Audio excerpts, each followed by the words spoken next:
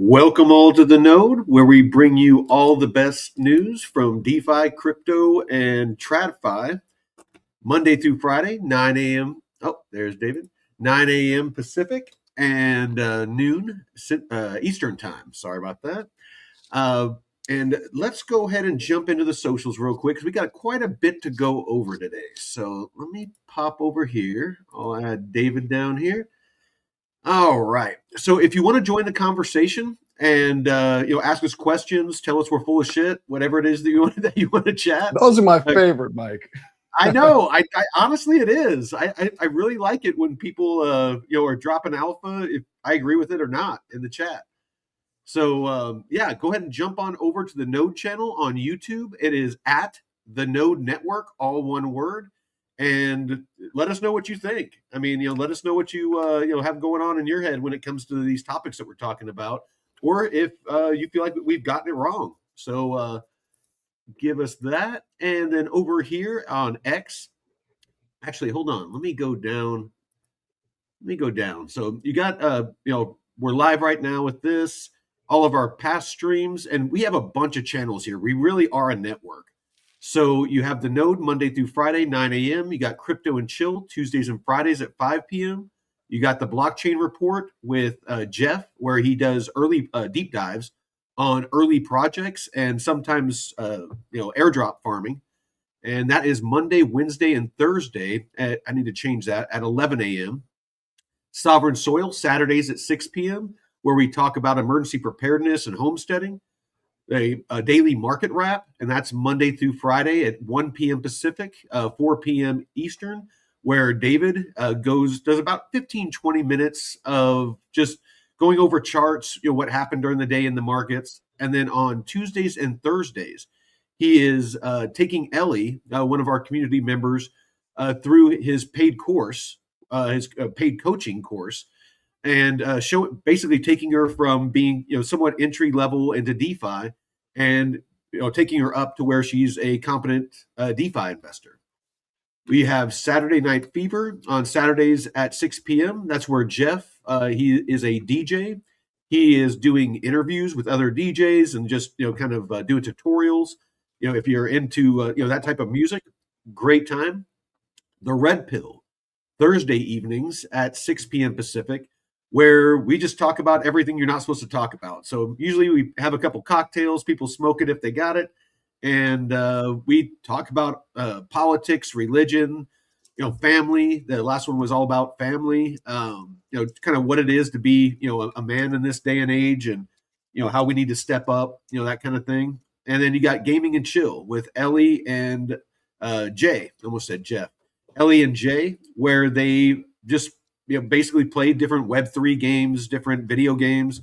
I joined them last night for Arc Raiders, and just basically just hang out and have a good time. So we got a little something for everybody here. We got gaming, we got freaking hot takes on hot topics. We got music. David's about to launch an AI, basically a radio station here on the channel where in between our shows, you can listen to music, just kind of, background. If you're trying to get some work done or something like that, you can have, custom music that we're building an AI to generate, and kind of looking forward to that because, I like having ambient music in the background while I'm working throughout the day. So, all right. And then, of course, you got our X account, and it's at the Node channel, all one word. Oh, and you can see that we're live here on our official website, thenode.pro. And this is where it truly is the node. It's where everything comes together. So if you want to look at the the links to the news articles that we're talking about here on the show, and dive deeper into if you don't feel like we went in depth enough, we just don't have time to go deep into each one of the topics. So we post the articles here so that you can dive in deeper if you want. We have DeFi University. That is a full education at no cost to you. I cannot stress this enough. We do not charge for that. It is everything from how the traditional banking system works to how money works, to wallets, DeFi, crypto, full education. fully structured with quizzes, everything, checks on learning, and there is literally no cost to you. There is no excuse to not understand, this industry. Private coaching, that's what I was talking about, where he's taking Ellie through it on Tuesdays and Thursdays, and that is a paid service, but it is very intensive. It is customized, for each individual based on their portfolio, their risk tolerance, their education, where they're currently at, all of those sorts of things. So, it's a very bespoke service that David offered. I'm telling you, I'm working that into my repertoire. Um, the AI newsletter we're about to launch. This is like nothing that I've seen out there. I currently have a newsletter that I put together every morning, but this I'm truly excited for, because for the same price, $20 a month, less than $1 a day, you can you can generate your own newsletter. So all you have to put in is the tickers of the assets that you're interested in, stocks, crypto, commodities, whatever. You put it in there and it will generate a whole newsletter around your portfolio. Not assets that I pick or David picks. You pick the assets you want. It will give you trading ranges. It will give you liquidity pool ranges. It gives you social media posts, the latest social media posts on your assets, news articles, all of it hyperlinked to where you can go. So while you're drinking your morning coffee or tea, you can hit generate. It sometimes takes about, like a minute or two. You can go pour your cup of coffee, put sugar in it and cream, come back and have your newsletter ready for you. 5-10 minutes, you're up to speed for the day and off to the races. So for, around 75 cents a day, that's pretty damn good. I think it's 66 cents is the exact price. It's 66 cents a day. And to me, that's well worth it, because me doing it manually, it takes me about an hour to an hour and a half to, go out and search out all the information manually. And I've been doing it for quite a while. So, I have all the, everything linked and, everything saved and bookmarked. And, I know where to look and how to look and, how to leverage AI. And so, the average person out there would probably take a couple hours to, find all the information that, one click and 66 cents is going to find you. So anyway, enough of that. How's it going, David? It's going well, Mike. It's going really well, man. I'm looking forward to running through the news this morning or afternoon. And then I really am excited to talk about the Tron chain, TRX. I'm going to put together some deep dive research. It's actually being produced as we speak. I am working here to get that first research report done. And then we're going to turn that into some video content, turn that into, a really interesting slide deck, maybe an infographic. We'll be able to speak to the content. So it'll be really interesting in a couple of minutes here after we're done with the news. Awesome. All right. Well, right out the gate, looks like an attacker exploited Polkadot. So no way. We've been talking about this for quite a bit. It's down price-wise quite a bit, and it looks like that they were a Polkadot-based hyperbridge and minted 1 billion bridge dot worth $237,000. So they exploited a vulnerability in the hyperbridge gateway contract to mint 1 billion unauthorized bridge dot tokens on Ethereum. According to on-chain analysts, Hyperbridge is a cross-chain interoperability protocol built on Polkadot. Blockchain security firm Certica reported the exploit targeted the Hyperbridge gateway contract. They minted the tokens.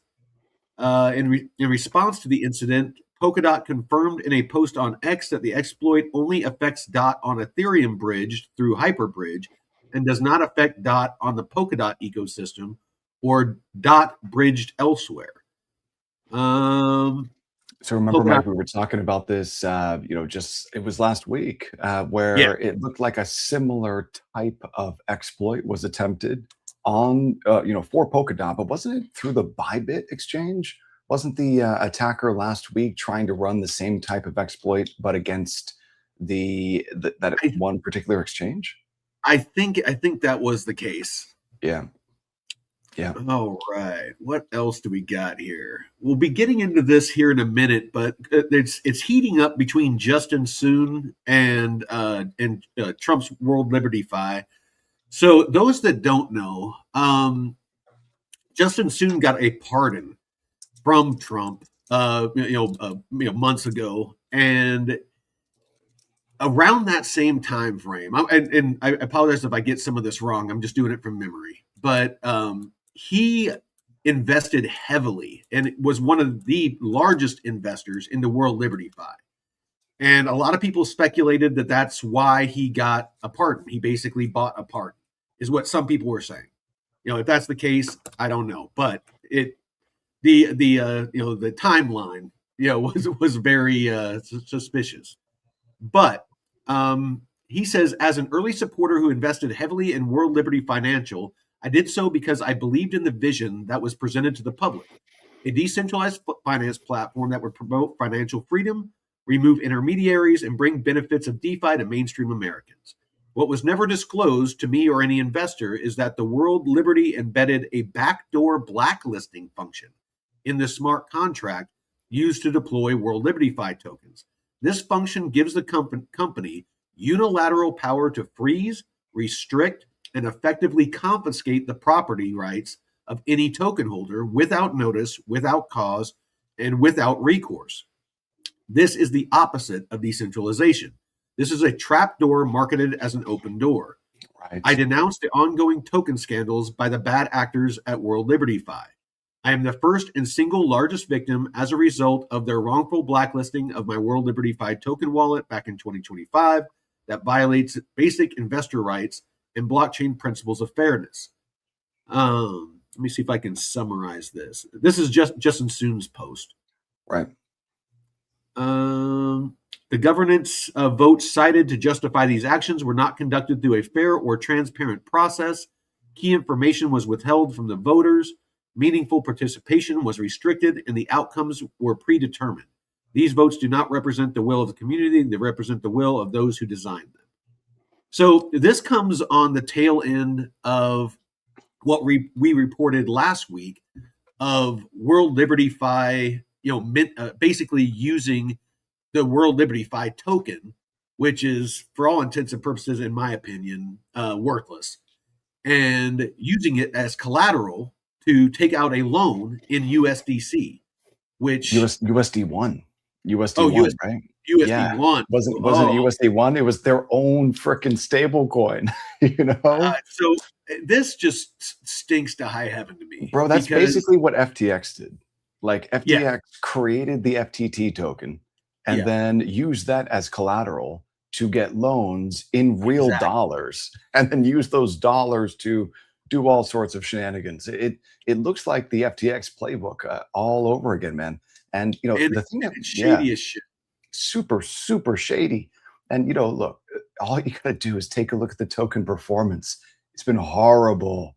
WLFI has plummeted, since its 2025 launch, down, I think, greater than 75%. Not good, but it's even worse than that because, Mike, how many times have we talked about, these so-called decentralized protocols where the governance is actually controlled by just a handful of wallets? Well, that's the case with WLFI because the quote unquote decentralized governance, it's actually like 75% of the voting power, 76% of the voting power is held by 10 wallets for WLFI. So that is not decentralization. That is basically the same thing as Aave. Aave, now that the DAO has exited, aren't they basically the DAO? It's like it's not decentralized. It's not a DAO if there's one entity that basically votes, and whatever they vote is what passes. That it ceases to be a DAO. It ceases to be decentralized. Right. It's a fugazi. It's a fugazi. Yeah, it is no matter. It is not real. Forget about it. Yeah, forget about it. Yeah, but it's like, look, this World Liberty Financial, man, like, bro, this is a scam if I've ever seen one, man.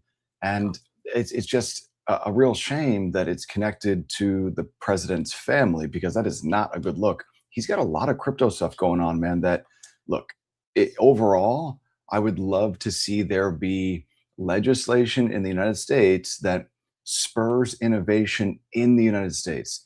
That does not seem to be what this legislation with the Genius Act and Clarity Act actually are, in my opinion, anyway.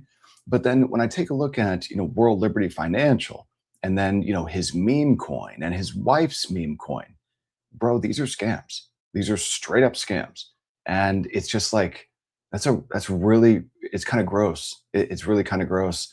So yeah. It's definitely not a good look. I mean, because we've mentioned it before. The Trump coin, then the Melania coin. I think there was a Barron token even in there somewhere, but everybody was burned out. By the time that rolled around. And then all of a sudden you have World Liberty Fi that came out. The USD one, and it seemed like almost a pay to play. And like I said, I mean, Justin Soon, he was a huge investor in it, ends up getting a pardon.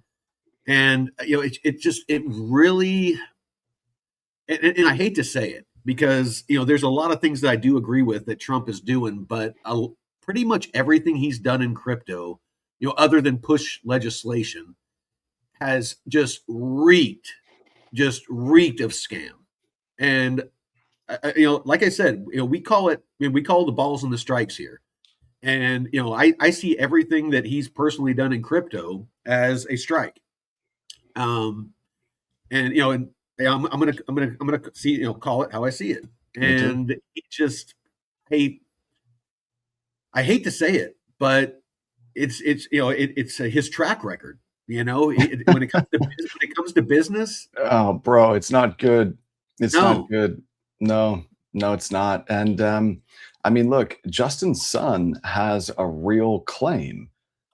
He's saying that World Liberty Financial is a fake DeFi project with hidden controls.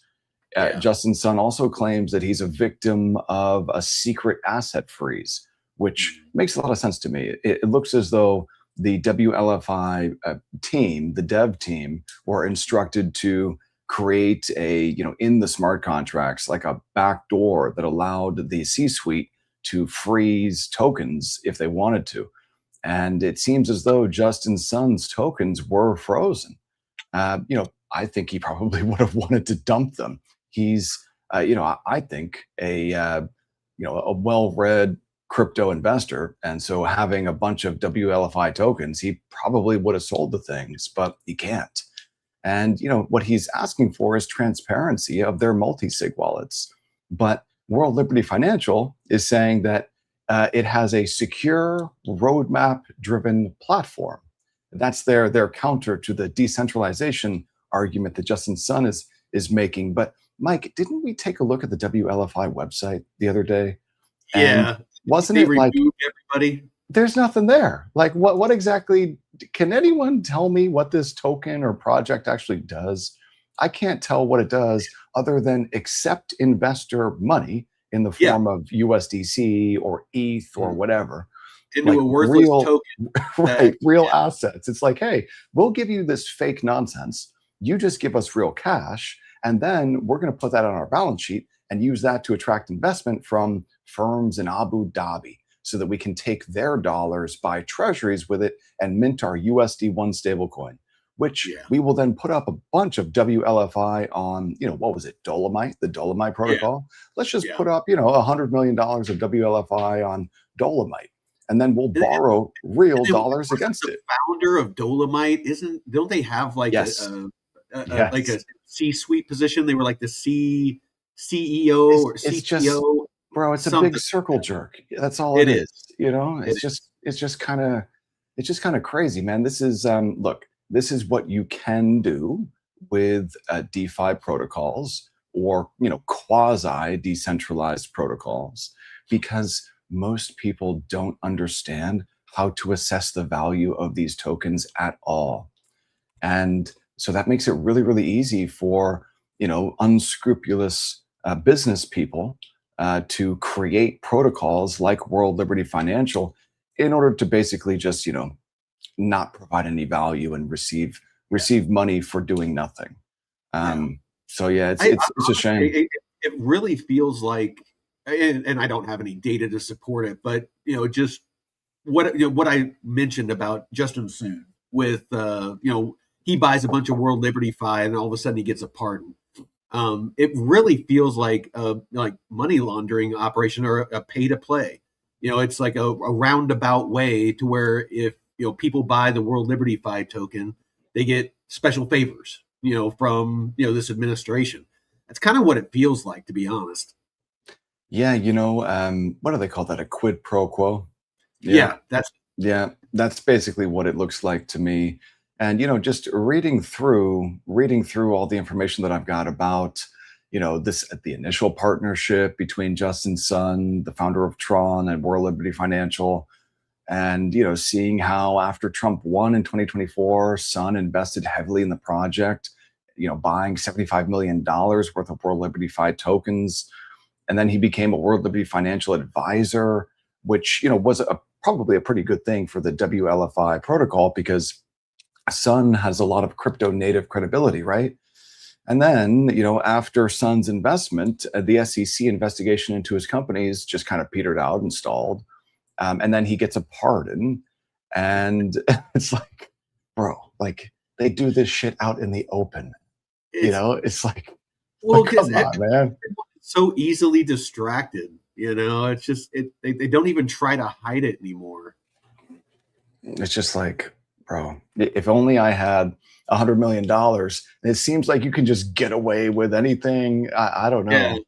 I don't know. But the state of World Liberty Financial today is, not good, down 75% since its launch.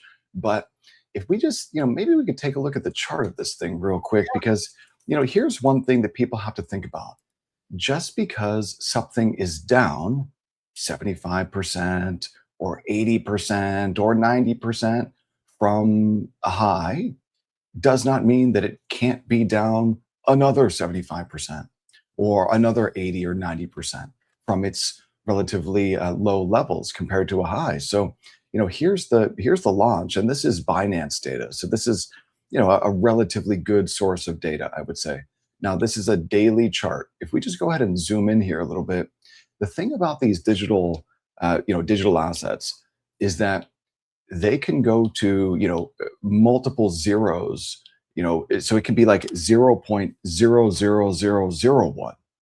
So just because this thing was trading for 26 cents, a year ago, does not mean that this can't trade for a fraction of a penny in 12 months time. yeah. So you just got to think to yourself, like, just because something is down a lot does not make it a bargain. Just because No, something is down a lot, it doesn't mean that, okay, this is a great entry point. You've no, really it got can, it to, can keep losing 90% plus, freaking from current levels. So, oh, I mean, yeah, and it can go to literally, nothing. right, You right. buy $1,000 worth and you end up with $1 or less. It's just And so honestly, if we take a look at this chart here, let's do some basic technical analysis on this chart. Let's run it real quick. So here's a high, right? You got that 25-cent high. I'm gonna go ahead and use that as my anchor point. I want to drag down and connect it to the next lower high. And so now I've got trend line resistance on the upside. What do I want to do next? Well, I kind of see a channel. I see a downward channel here, a big channel. So let's go ahead and clone this, yeah? And then we're going to go ahead and bring this down. And let's see, maybe something like this, maybe. I'm just cutting off the wick from that yeah, October 10th flash crash. just But, sticking to the you know, candle bodies. maybe something like this potentially. Okay, I'm not quite sure that I like that. So I'm going to go ahead and remove those drawn objects. Um, Now, there is a level of support here, but it didn't really hold all that well. It was broken in the beginning of February. So I'm not going to draw in there. What about here? You see this high, Mike? If I drag this across, or maybe if I just use this as my anchor. Okay, that's a little bit better. Now we've got some resistance on the upside. I'm going to go ahead and clone that. Let's see if we can turn this into a channel. And so now we've got maybe a parallel channel here, or maybe a parallel channel here. You see that? There we go. I see that Yeah, I like channel. And so let's go ahead and zoom in here from a daily to a 4 hour. And so now on the 4 hour, this is a pretty clearly defined parallel channel, downsloping parallel channel defined by this level of trendline resistance on the upside and then trendline support on the downside. Now, that. can you tell me what this pattern looks like? That This looks like a bear flag. It does. So a bear flag is a downward sloping pole, it's referred to, and then you paint the flag, and the flag needs to be upsloping a little bit. So Yeah. if this gets a little bit of a pop, man, up here on WLFI, if it gets up to like 8.3 cents, that would be a great entry for a short. Now, I would probably just get short this thing as it is with no leverage, simply because, hey, this looks like some doo-doo. But if we just go ahead and grab a different tool here, if this bear flag pattern were to confirm and complete, let's draw in what a measured move could look like. So the measured move, you take the top of the pole, measure to the bottom of the pole down here. See that? This distance. I just want to go ahead and leave this in for a moment. And then you take that distance. Let me go ahead and grab a price range tool. This is referred to as a measured move. And so now I just go ahead and add this or subtract this from that low. I'm going to go ahead and grab that trend line tool one more time. And then this down here, that would be the target for the confirmation of that bear flag pattern. And so when I'm taking a look at this here, I'm thinking to myself, well, maybe in the immediate term, there could be another 25, 26% left on the downside out of WLFI. So that looks like kind of an interesting short play, in my opinion. But I can't touch this thing because it's just so manipulated that it wouldn't take much for the team at World Liberty Financial to decide, hey, you know what? We want to pump this thing up a little bit. And Yeah. so because I don't have any conviction in this project, holding it is impossible for me because I think it's a scam. And getting short is also really difficult because if I don't have a level of conviction in holding a position open, even if I'm wrong for a period of time, well, then I'll probably just end up closing at the first sign of trouble. So if it were to pop to the upside and I'm short, I'd probably end up just exiting the position at a loss, even if I end up being correct on direction over the next couple of months. So this is one that I would just watch from the sidelines. Now, here's a level where I would enter a short position here. If I grab an arrow tool and I just go ahead and point this out, if this token were to fail and break below this lower trend line support level, maybe like 7.1 cents, I might actually initiate a short if this were to break to the downside. Because we're talking about levels well below the October 10th flash crash lows. So that would mean just breaking down to fresh all-time lows. And that could really motor to the downside, especially if Bitcoin and the rest of the digital asset space move lower at the same time. So yeah, this is pretty ugly, this one. No, for sure. Well, before we go any deeper on Tron, let's take a look at. Looks like Michael Saylor just keeps buying. So MicroStrategy scooped up another almost 14,000 Bitcoin for over $1 billion. Their total holdings now sit at a staggering 780,897 Bitcoin. It's like this guy just keeps buying. So you know what I'm thinking about here with this guy, Mike, with Michael Saylor? There's the Bitcoin conference at the end of this month in Las Vegas.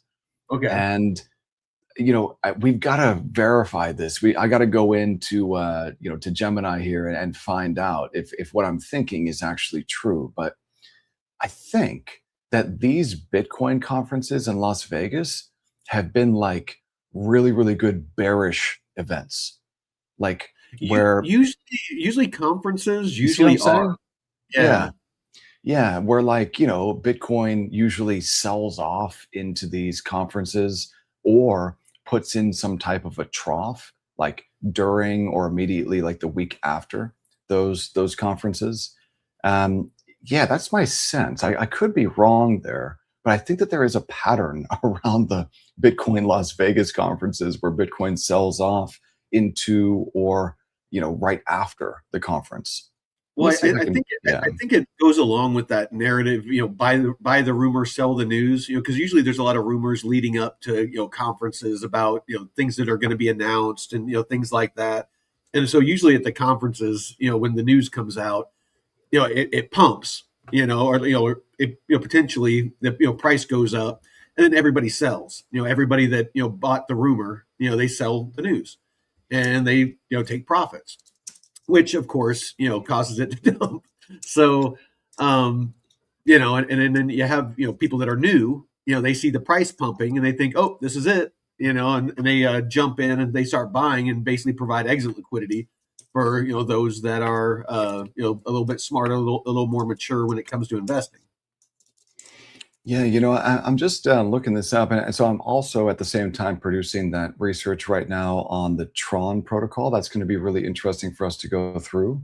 And look, anyone in the chat who wants us to take a look at maybe a couple of other protocols throughout the rest of this week. I know, Mike, we were talking last night during the founders call about like which protocols we want to talk about this week, but I could definitely produce research on anything. So if anyone in the chat says to take a I did reach out to the CEO of Ambrose, and I was able to get their email from their marketing team for the CEO, and so I emailed him this morning and CC'd you on that. Just asking if he wants to come on the show and talk about that Bitcoin native uh, you project. So Yeah, yeah. So Amboss, and Rails X. Dude, yes. I would love an opportunity to be able to talk to them about Rails X because it looks like Rails X is some type of a perps DEX built on top of Lightning and Bitcoin. That's the way that it Mm. looks to me. And I actually built one of those myself.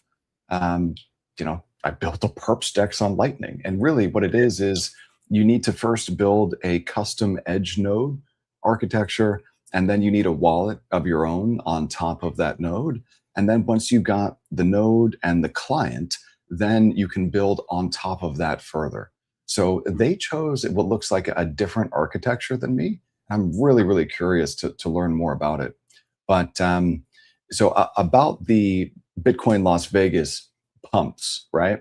So check Yeah. this out. In the weeks leading up to the conferences, prices often trend upward or remain resilient. So in the over the last couple of conferences, there's been a little bit of a pump up into the conference. Um, Now the during and after sell off.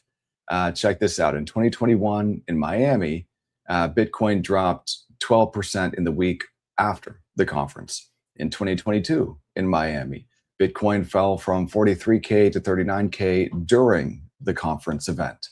In 2024 in Nashville, Bitcoin hit a local high and then dropped about 5% within a few days of the closing keynote.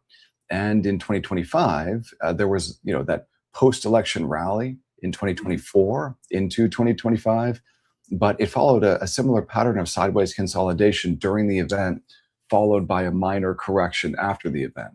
So I guess you could say that these Las Vegas Bitcoin conferences align with periods of volatility in the price of Bitcoin, but kind of difficult to draw a real correlation there, I would say. Yeah. Yeah.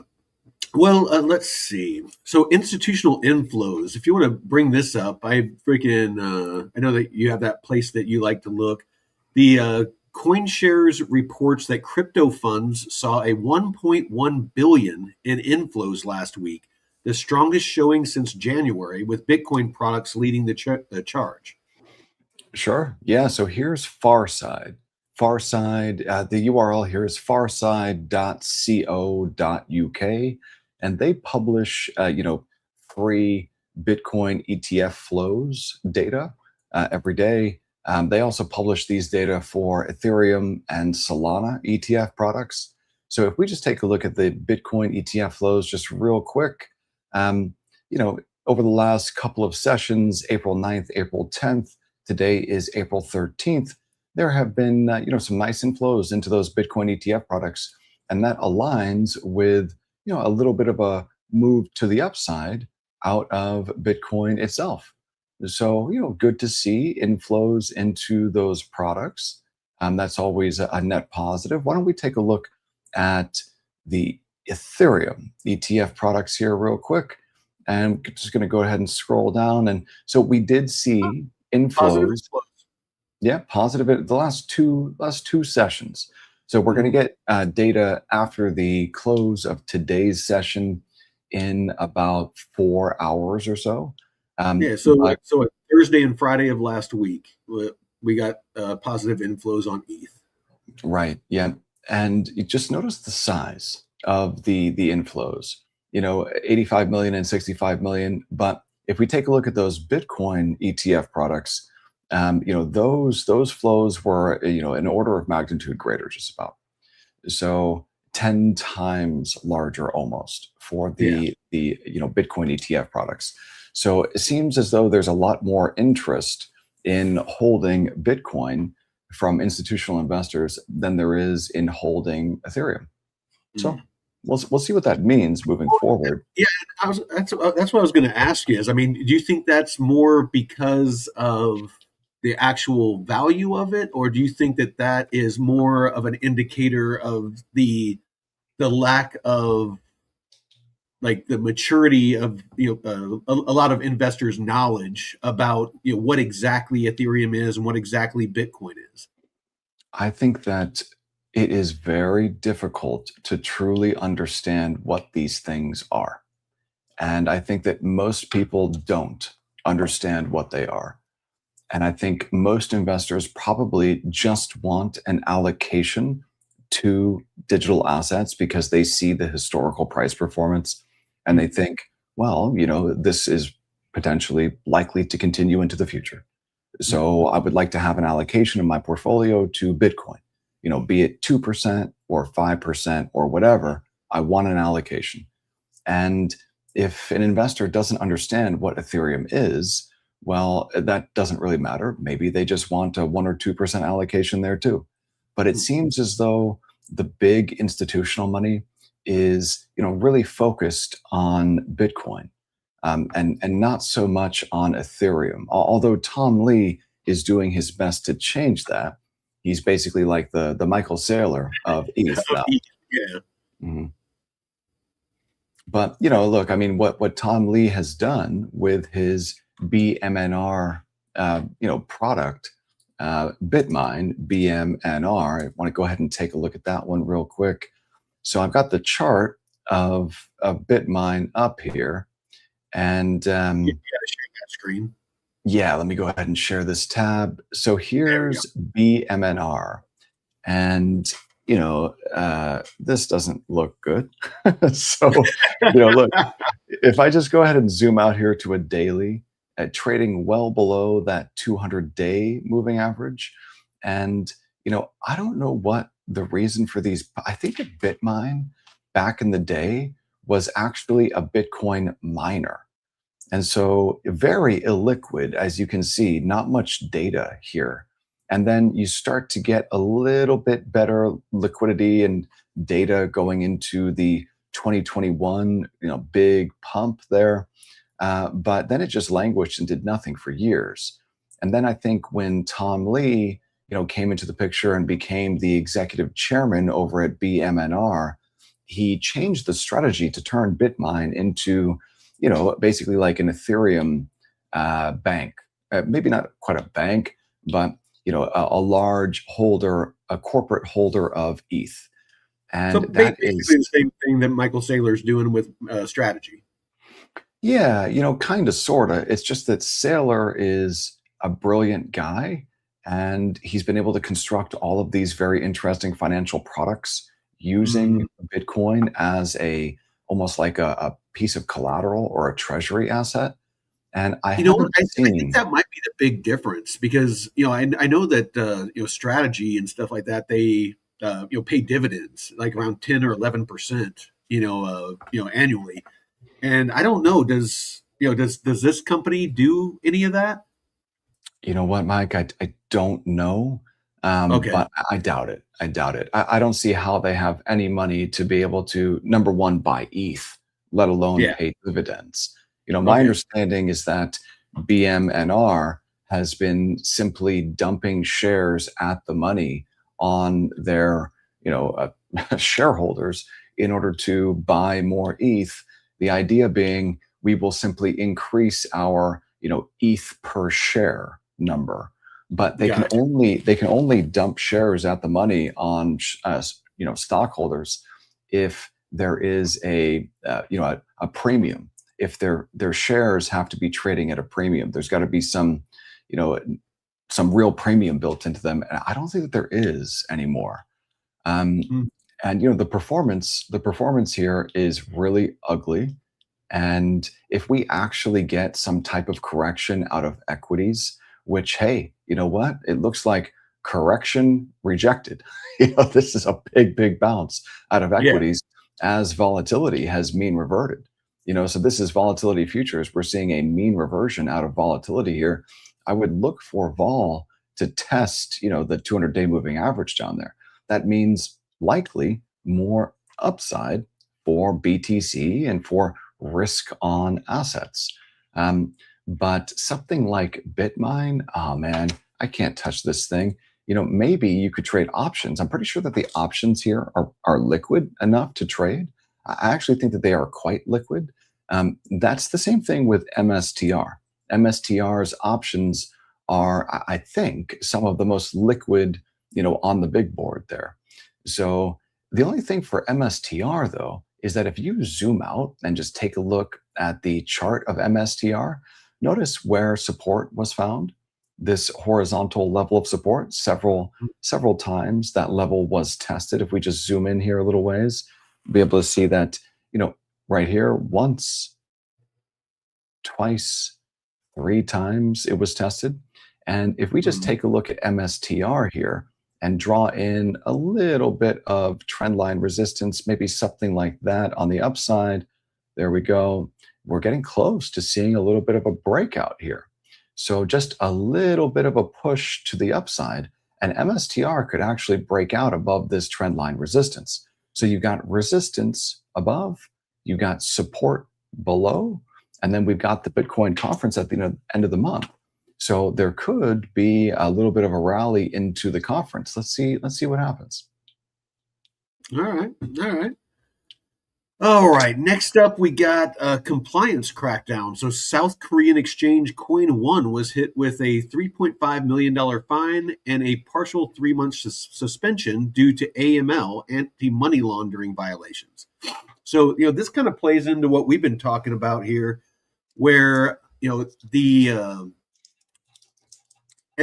ever increasing divide, when it comes to centralized exchanges and true decentralized exchanges. And I think that we even talked about doing an episode on talking about how a lot of these protocols that traditionally were DeFi, like true DeFi platforms, are really, for lack of a better word, selling out, and they are starting to move towards. And I think that that could be a big part, and this is just my speculation, of what we're starting to see with a lot of these, like Aave, where the DAO is disagreeing with the company, and they kind of went their separate ways. I kind of wonder if that DAO structure is going to start to break down, because these companies, and the CEOs, and all of that, they're looking at revenue. They're looking at wanting to be compliant, so that they can get that big juicy institutional money, and earn fees and stuff off of that massive amount of liquidity that moves around. And so I really have been noticing a trend of a lot of these platforms starting to move towards that AML, anti-money laundering, KYC, know your customer, all of those different compliance aspects, so that they can, be aligned with, the U.S. regulations, European regulations, Middle Eastern, just the different regulatory bodies. And I see that this is going to ramp up more and more, just because they're trying to make money.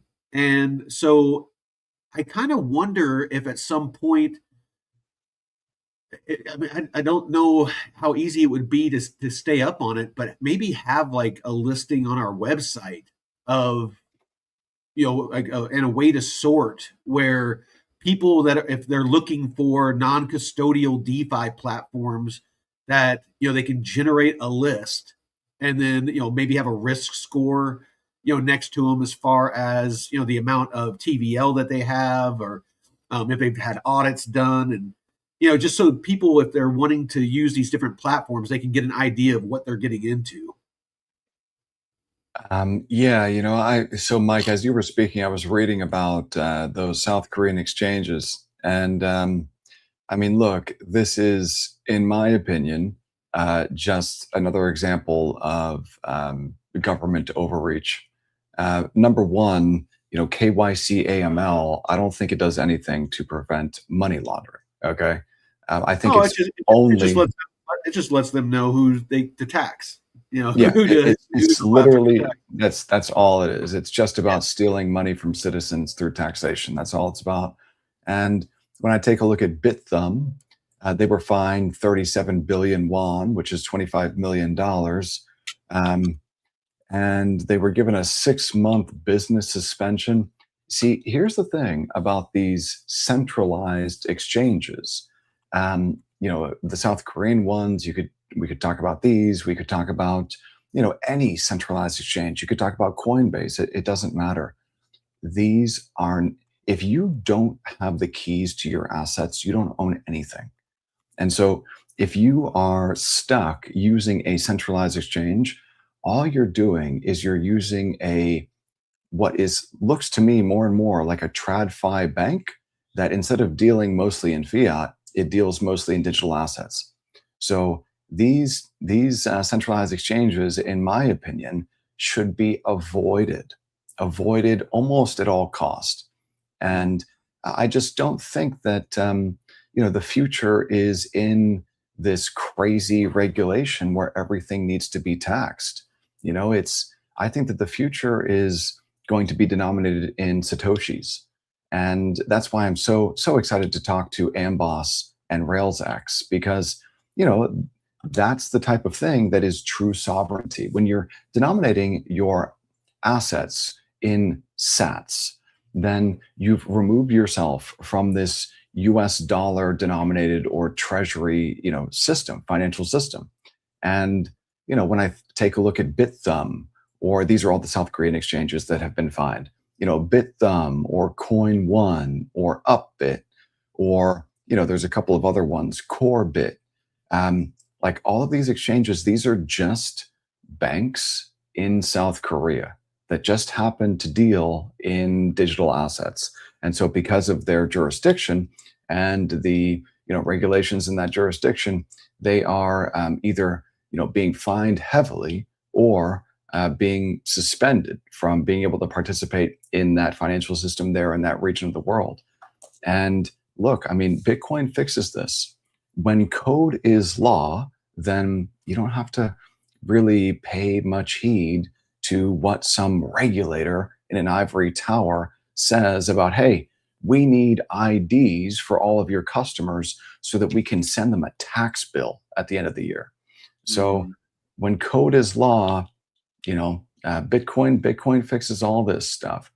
So it's just a real shame. It's a real shame. And the way that they frame it is horrible too. They frame it as like, oh, but KYC AML, we're protecting people and we're keeping people safe. It's like, no, you're not. It's for the children. It's for the children. Don't you like it's for the children, Mike? You want to keep the children safe, don't you? Yes. And then if you come out against it, they'll say that you're like for some type of horrible activity. And it's like, dude, no. It's just about sovereignty. It's about sovereignty and liberty. That's Well, what it's it's about about. removing yourself from their corrupt system where, the only people that benefit is them and their buddies. Right. And, Yeah. moving away from these banks that are quote unquote too big to fail. If something's too big to fail, that in and of itself is a problem. Hey, you know what? They should have labeled me too big to fail, and then I'll take the bailout money. Give me the right? bailout money. At least I would have done something positive with it instead of paying Well, out bonuses. yeah, handing out bonuses to basically CEOs of banks that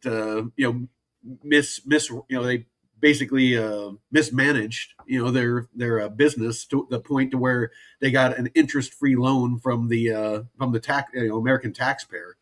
Right, right. And so here's another thing that's kind of interesting about that, Mike. In 2008, these banks, all of these institutions, they packaged up really shitty quality loans into these collateralized debt obligations. And so they knew that these, tranches of loans were basically nonsense, and they sold them all around the world. And so everyone owned this crap. And then once they realized, hey, you know what? This stuff is going to probably blow up, then they created products called CDS, these credit default swaps that allowed people to bet on those CDOs that they had initially sold blowing up or losing value. You know what's happening right now today that's very, very similar What's is that? private credit. So in the private credit space, these banks have been selling private credit to institutions and now retail all around the world for like the last decade. Okay. And now that there are big problems in private credit because they were basically making loans to companies that can't pay them back. So, now that there are big, big problems in private credit, guess what the banks have done again?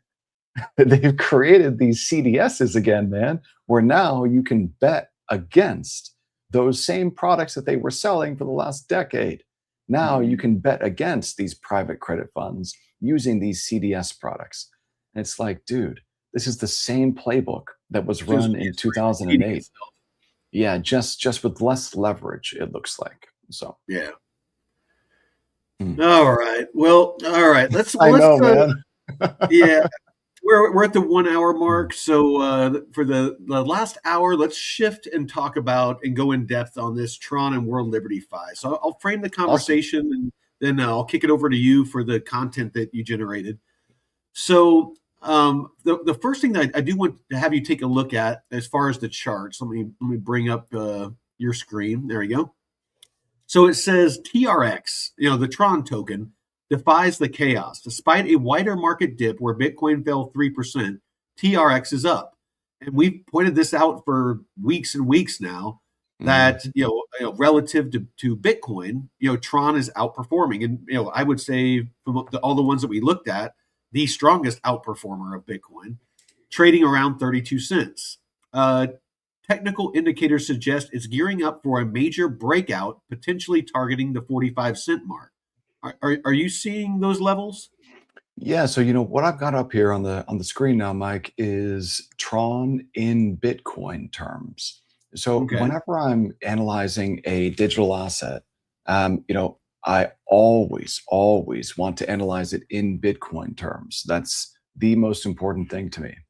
So, Tron BTC, this is what outperformance looks like. This move to the upside here, this is Tron outperforming Bitcoin. This is why this is so important. If you're ever going to allocate to an altcoin that has potentially a higher level of volatility than Bitcoin does, you have to outperform Bitcoin without investment. And you've got to not just outperform it by a little bit.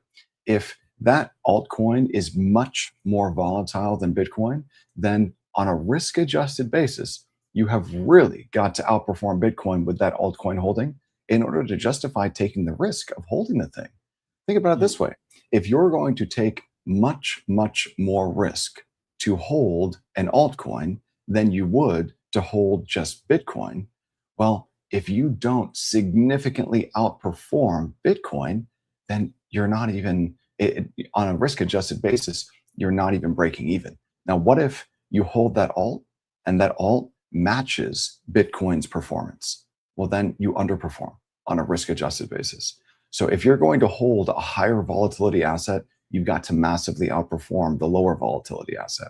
So seeing here on this chart that Tron has outperformed Bitcoin, okay, That's a big net positive for Tron. Now, that's Tron in Bitcoin terms. Let's take a look at Tron in US dollar terms. Now, this is really, really interesting to me.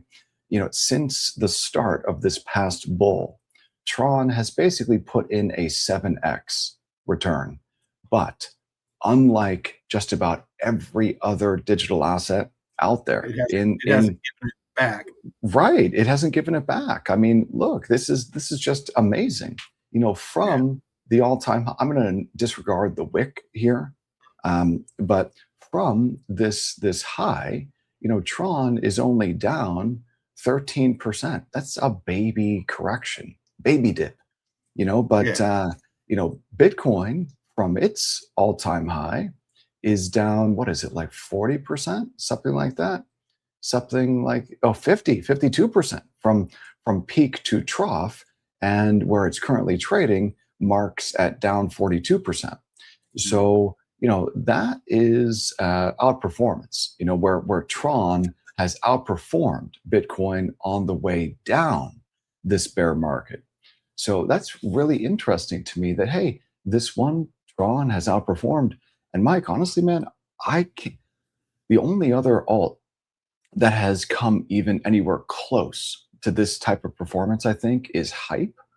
Mhm. And Hype, um, because this is the token for the Hyperliquid protocol and the Hyper EVM chain, and all of the trading revenues generated by that Hyperliquid protocol are used to buy back and or burn Hype tokens.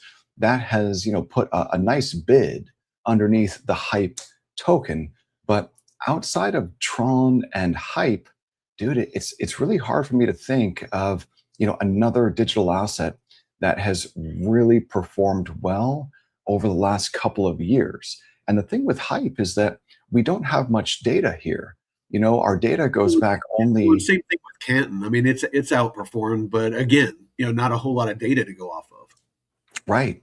And that's kind of just something that's a maybe not a red flag, but just something to always keep in the back of your mind is that, hey, not much data here with Canton, not all that much data here yet with Hype. And yet, Tron, we've got years and years of data because Tron is one of these, real OG coins. If we go back and just take a look at this on the weekly, and these are Binance data, Tron, these Binance data go all the way back to 2018. So, yeah, this one has. I mean, look, there aren't many charts in crypto where after this past bull, they've actually held on to the gains, and Yeah. at the start of this past bear, have not just gotten cut in half or Yeah. cut by 70 or 80% or more. So Well, Tron isn't talked about a lot. It's there's nothing really sexy about it as far as like any big news about partners. Well, actually, I take that back. There's just you don't hear about it much. It doesn't get much mind share, but it's one of the as far as TVL, one of the largest chains when it comes to stables. And when it comes to liquidity and interoperability, Tron is actually one of the largest chains out there. yeah, if we just take a look over here at some DeFi llama data for the Tron chain, we're talking about 5 billion locked in DeFi. Hmm. So, and if you take a look at the stablecoin market cap, Well, dude, but remember, DeFi Llama, I don't think it includes stable coins or what was the other thing? Oh, RWAs. It doesn't include RWAs in that. yeah. So here, let me just go ahead and download the key metrics. I want to see what this image looks like here. Okay, so we don't need to take a look at that. So you see here, Mike, where it says stable. I don't know if you can really see this. I know that it's probably quite small on the screen there. Let me see if I can zoom in a little ways here. You see There you this? go. Yeah. So you see this stable coins market cap. We're Yeah, talking about 86 billion in yeah. stables. So That's what I'm this talking. is right. Yeah, this is a stable coin chain. And we're talking if we take a look at these other types of protocols like Dex volume, Perps volume, Mhm. not a whole lot there compared to Ethereum, let's say.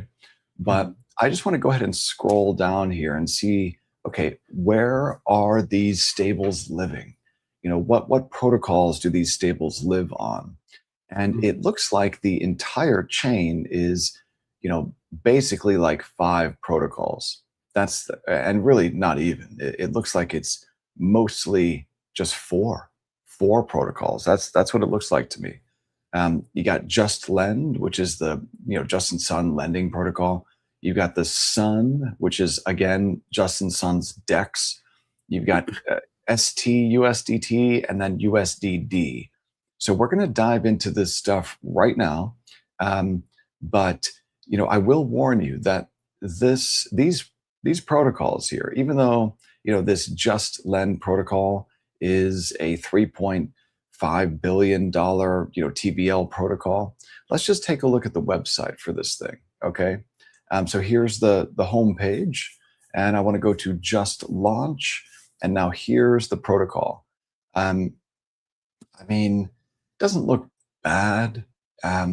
They've definitely improved the UI over the last year, but it seems as though there's not a whole lot going on here. Staked Tron TRX. Okay, so looks like if you wanted to swap in, I know Mike, you were talking about getting some Tron. It looks like that you could stake it over here on the Mhm. Just Lend protocol and earn 6%. Okay, great. We're going to dive into some interest rate arbitrage plays, I think, today. You can take a look at energy rental. I'm not quite sure what energy rental is. Energy rental platform, feedback, rental amount, enough for about 7 transactions. I'm not quite sure what an energy rental platform is. Energy Yeah. price, sun per day. You can rent 100,000 energy. I mean, dude, like whenever I see these dumbass words, like why can't they just use like normal English words Yeah. like to describe this stuff?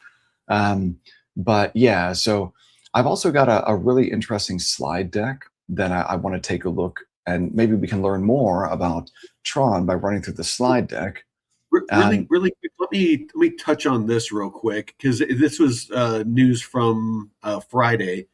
But Securitize, the tokenization company, the world's leader in tokenizing real-world assets, today announced an integration with Tron blockchain, a global network known for its scale and digital asset payments and decentralized finance. The integration expands Securitize's multi-chain footprint and positions tokenized securities to access one of the largest and most active blockchain ecosystems globally. The integration will support the launch of a new real world asset product expected to debut on Tron, with further details to be announced in the near future. So it looks like that there's going to be potentially a tokenization platform or protocol that's going to launch natively on Tron. Sounds good. And That's I'd be willing to bet, with a lot of the interoperability that Tron has, that you're going to see that liquidity connected, and those assets connected to of course Ethereum, probably Solana, probably layer twos on ETH like Base, a lot of these usual suspects that we're starting to see kind of rising, the cream that's kind of rising to the top of what looks to have longevity, that looks to have to be the chains that are building out the future financial system, or the rails for the future financial system, because it's not just one. I mean, it really is, you're starting to see that it really is going to be a multi-chain future. Yeah, it could be, because I think what could be really useful at some point, Mike, maybe not this week, but over the next couple of weeks, is a deep dive into the operating system wars in the 80s and the browser wars in the 90s and early 2000s, because Mhm. I think that that's pretty darn similar to what we're going through right now with all of these different blockchains, the blockchain wars. So Mhm. let me just talk you through what I think about when I'm taking a look at a chain, or a set of protocols like this Tron chain, because All I know that this thing is really right, really big in stables. The thing that I think about here is interest rate arbitrage. That's what I'm thinking about. And so I put together a bunch of education on interest rate arbitrage. And I just want to run through a couple of concepts that are super important for us all to understand just really quick. Number one, if you are looking to engage in interest rate arb using leverage, which is how you can go from, like a 5-point spread and making, 5 percentage points on your invested assets. If you run a little bit of leverage, all of a sudden you can get that up to 30 or 40% pretty quick. But you've got to understand LTVs, LTV and LLTV. You've got to understand what your health factor means in the context of the type of position that you're running. And you got to have a pretty good idea of how to calculate your yield based on the amount of leverage that you're running. So what I want to do here is I want to see if we can find some type of an interest rate arbitrage position on the Tron chain. And I want to do that live right now. So that's something that I'd like to do here. In order to begin, I got to hop back on over here to, this is staked USDT. This is the Tron chain ST USDT. Okay, so this is, potentially one of the assets that we might use, maybe as collateral. But I want to just take a look through the Just Lend market. And I want to sort here by supply APY. Okay, so here's Tron. This is STRX. And whenever you see here, Mike, there's this little, let me see if I can zoom in a little bit. There's this little, like it looks like a cake or something. I can't quite tell what that icon is. Whenever you're on a money market and you see one of these little icons, it means incentives. So you see there's the base APY. The base APY there is, less than, 0.01%. But it says the STRX holding APY is 6.19%. So that's the holding APY is the intrinsic yield. So when you take your TRX, your Tron tokens, and you stake them, you earn this intrinsic staking yield. But when you lend those staked TRX tokens, you don't earn any, there's really no additional yield that you earn from lending them.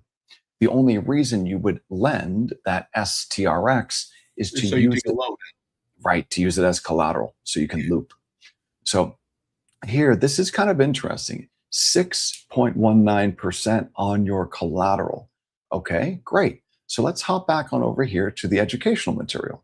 And look, if you want to build this type of a skill set where you can do this and potentially even do this for a living, then take a look at thenode.pro, hop into the coaching tab, book a free discovery call. I'd love to talk to you and see what your goals are.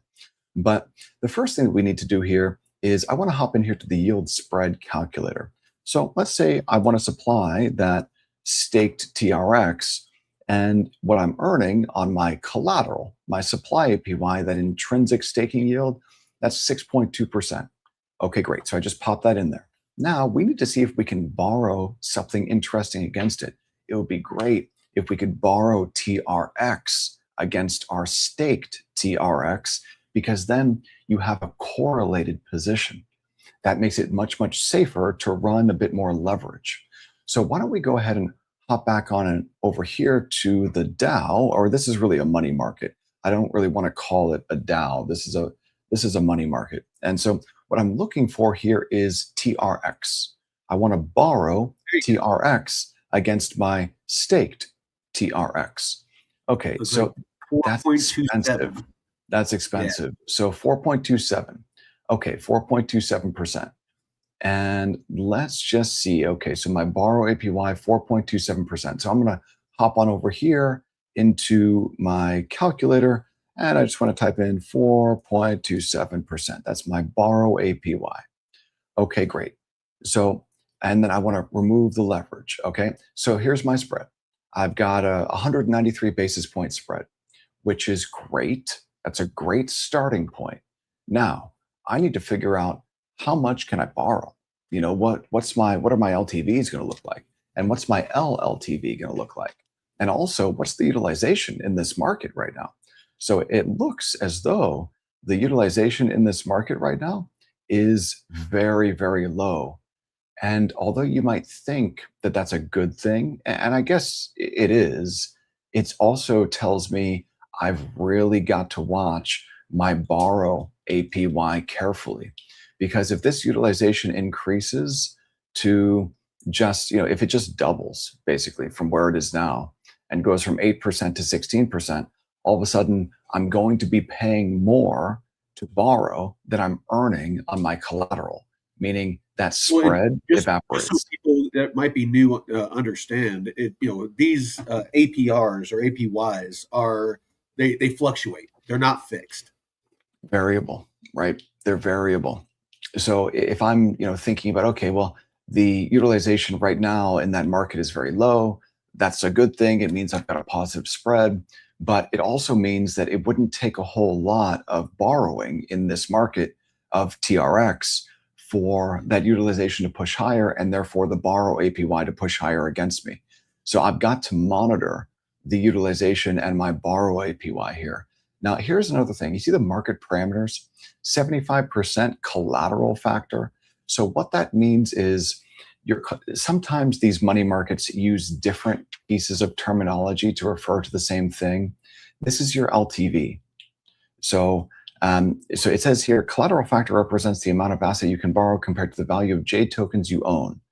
So JTRX, does this mean that this market is only for TRX and JTRX? Is that what that means here? I think it could.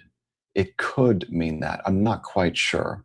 I'm going to assume, without having entered a position here, that this collateral factor refers to the amount that you could borrow of JTRX against your TRX. So let What's me go. JTRX? I'm not sure. I'm not sure. So let me go ahead and sort by supply again. I want to go into the staked TRX market. And okay, so there's STRX, and it looks like it's paired with JSTRX. It looks like these markets could be isolated. I'm not quite sure yet, though, because I haven't had an opportunity to operate on these markets yet. But JSTRX, view and explore, add token and Tron link. Okay, so staked, what is JTRX? What is that? Can we look it up? JTRX. Yeah, we need to know what that is. And we also need to know what JSTRX is. I would guess that's just a staked version of it. Oh, okay. No, no, no. So I see what it is. There's a little I or a little information thing next to it. It says, this is the receipt for your supplied asset on Just Lend. So for example, if you supplied staked TRX, you're going to get JSTRX as your receipt. Okay. Okay. All good. Perfect. Now that I know that, and I also know that in the STRX market, the collateral factor is 75%. I can So use for this as basically for every $1,000, the max that you can take out would be $750. right. So this is my LTV.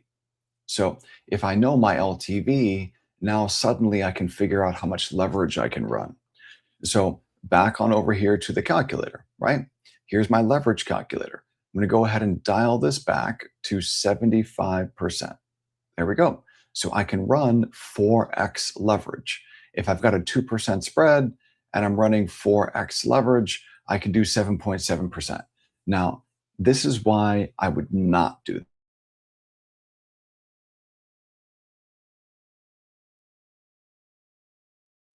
But I could, just by holding staked TRX, do 6.2%. I'm not going to take on the risk of running leverage for an additional 100 basis points. Like, there's no way. So that loop would not work for me. Let's take a look at maybe some stablecoin looping opportunities over here. So I'm going to go ahead and sort again by supply APY.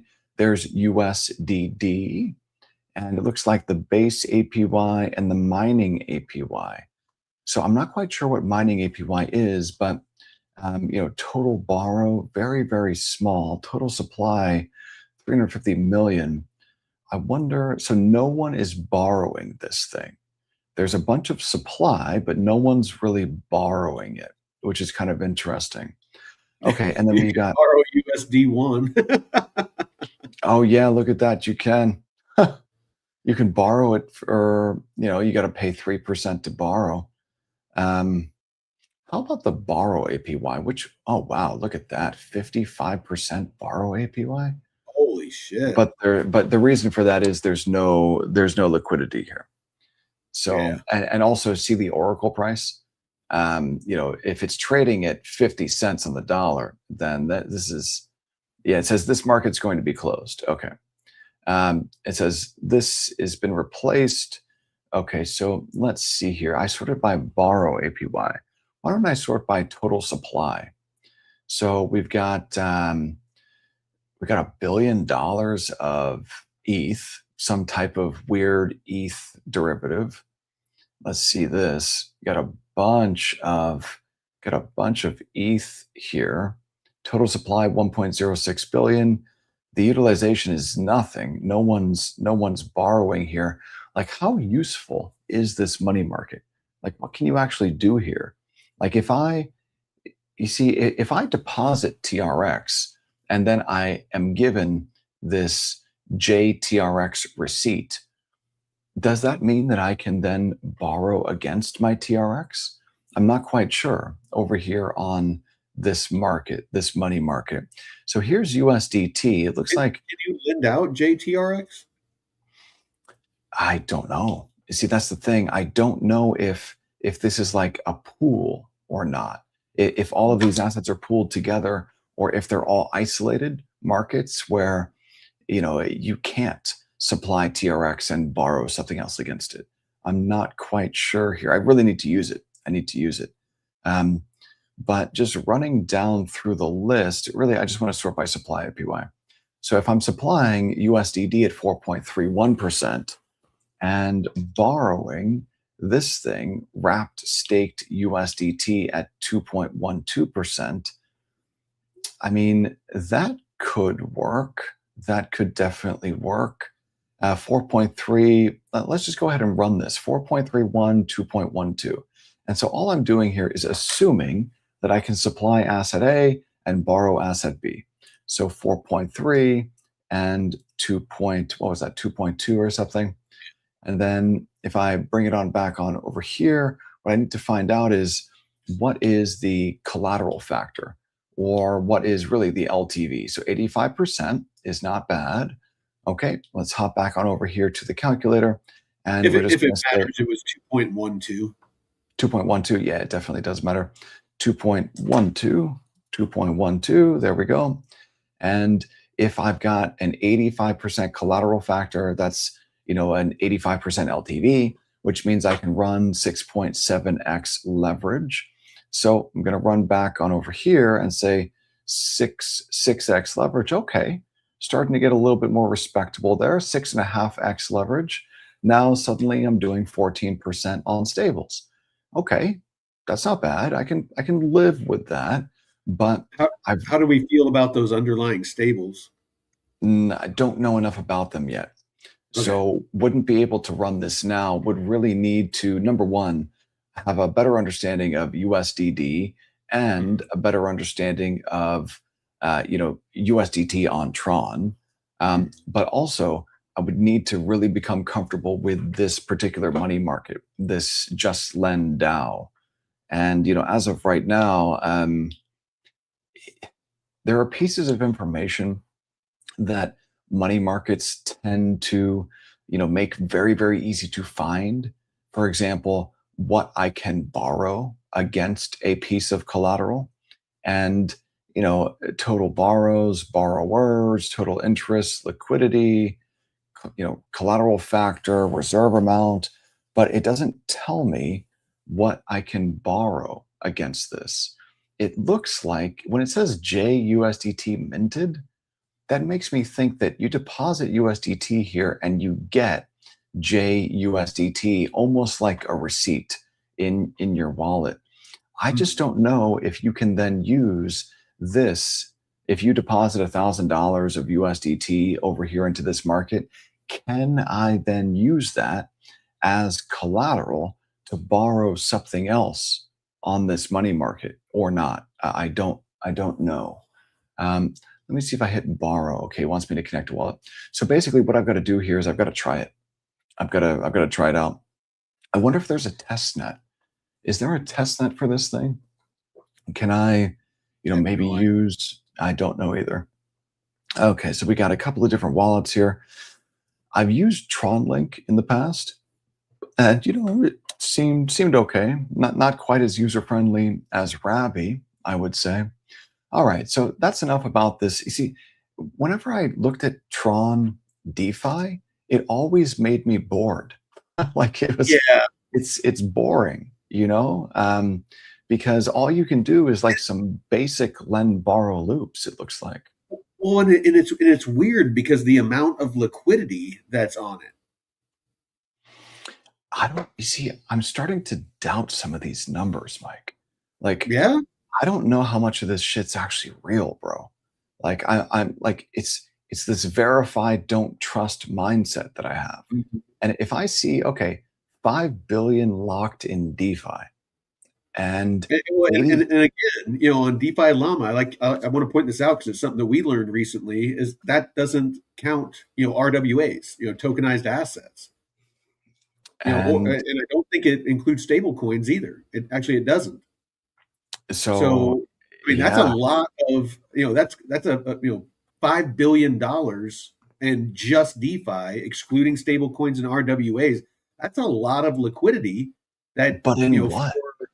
In that's what? what I'm that's kind of what I'm You know? getting at Yeah. is, you were just looking at the largest protocol on Tron, and it wasn't filling me with a whole lot of confidence, that would justify $5 billion of liquidity. I If there mean, was actual yeah. $5 billion of liquidity, you would think that there would be a more robust and, kind of well established, UI for its largest protocol. I mean, dude, that UI, it looks like, I mean, this UI here, this is not exactly the best. Yeah, I'll put it Yeah. that way. Um, they could probably put out something much better just using like, Cursor and Opus. You know what I mean? Yeah. Like you could vibe code something better than this. Um, but I mean, look, it's seen a lot of success. This has been working, but I just don't know how to verify if this stuff is real. Like, is Well, this TVL number real? Like, check you know, I, check that other that Sun protocol that was more of a, you know it looked to be where it wasn't a, borrow lend, that it was, maybe actually had liquidity pools and stuff. yeah, I mean, I've looked at this several times in the past, the Sun protocol, and every Yeah. time I've looked at it, I've recoiled in horror because Well, let's yeah. take a look. Let's take a look. See Okay, if they improved so it at all. here's the homepage, right? Um, and they're talking about we just launched SunSwap 4.0. Okay, to the Looks like they sun, got a unleash. looks like they got a perps dex. I mean, yeah, so we got, looks like an AMM. We've got, here's the pools of liquidity, and you can swap using their AMM. You can, farm nonsense and, launch fun meme tokens. Yeah. So let's just take a look at this. SunSwap. Okay, so they've definitely changed the UI a little bit. All right, so you can swap. And how about Sun Curve? No liquidity here. Yeah. So what are you supposed to do with this? These look like version 2 liquidity pools. You got no TVL and no volume. So it's going to So be a so hard where the pass. hell is this $5 billion of liquidity? Dude, that's what I'm saying. Like where is it? Where's the liquidity? Show me the It was liquidity. I very don't elusive liquidity. I mean, so peg stability mechanism. All right, great. And Sun HTX. I mean, dude, you see, the problem for me is I've seen so many protocols over the last, just like 5 years in crypto and DeFi that look like this that were complete bullshit scams. Yeah. Where like the UI, like the UI UX, when the UI UX gives me weird vibes, like I don't touch it, And Mm. so this could be the most legit thing in the world, but the UI UX is giving me those weird vibes. So I mean, dude, I can't. So here's this is new, I think. There looks like a perp stacks, decentralized perpetual futures, transparent, borderless, truly free. Okay, Scroll that's a bad down. word. Truly eh, free, that's not good. Okay, Okay. total trading volume. Scroll back up. Total trading volume 39 billion. 24-hour trading volume 119 users 141,000. So hold on. How in the world do they know 141,000 users? Like how do you define a user? Is a user a wallet address? Because we know that's not true. So Yeah, how exactly do they define a user here? Kind good of point. curious. Top liquid assets. Okay, so 11.6 million in volume. That is not equal to liquidity. No. Okay, so all right, and I don't know what ACU is. Kind of cool that they're trading silver over here. Our partners, okay, great, awesome, whatever. Um, okay, let's Mm, just see what this looks like. Let me click launch app here. And let's see, do they have anything else built into this? Or is it just the perp stacks? looks Staking, referral, trade to earn, welcome hub more. Okay, docs, AI agent skills, POR, proof of reserves, 63 million stablecoin reserve value. Reserve ratio looks like it went up from 100% to 103% at one point on just a couple of days ago here. So it looks like they're holding 63 million in USDT, and that is the reserve. And it looks as though they've got these reserves on multiple chains. So the vast majority of it looks to be on the Tron chain, but they've also got some on Solana, Ethereum, BNB, and Arbitrum. That's probably so that you can bridge to and from Tron mm, and Solana, Tron and ETH, Tron and mm. BNB, Tron and Arbitrum, et cetera, et cetera. So that's probably what those reserves are for. Can I trade here on Ethereum too? Yeah, so I get it now. So these reserves, it looks like it just allows you to basically like bridge. If you've got Yeah, USDT on basically Ethereum, liquidity pools to yeah, to allow people to bridge between chains. yeah, that's what it looks like. Okay, and it looks like a central limit order book model because you've got this book. So that means that you're not trading against a pool. You're actually trading against other traders over here, and that's usually a good thing. So let's see here. What is the market depth? I'm looking, I want to see, okay, so here's funding, but the problem for me with this funding is, if I hover over it, it doesn't translate the 0.01% rate into an annualized rate. So that's a UI problem that needs to be fixed. Their open interest is 2.5 million. So if there's 2.5 million in open interest, those are contracts currently open on this DEX. That's a relatively low amount of liquidity. Um, so yeah, I mean, this is a perps DEX on Tron. Okay, fine. Let's bring it on back to the Sun DEX. So now that we've taken a look at Sun Perp, let's take a look at Sun Pump. This is And to the meme, launch. yeah, Yeah, so this stuff, dude, this needs to go away. Like just this is, total yeah, garbage. total and complete garbage. Um, like, dude, what the hell is this crap, man? Okay, so no more of that. And let's Yeah. pop back on over here. Let's click on earn. Pools earn from LPs. So you can pair your Tron with USDT in order to generate a ton of divergence loss. Okay, great. And earn 5% for the privilege of Yeah. generating all that divergence. No, thank you. How about I sort by APR? All right. So, and then I'm looking, I want to be able to filter, but there's no filter button. So I can't filter these pools. I've got to just scroll through all the garbage manually. Alrighty. So again, UI UX is horrible.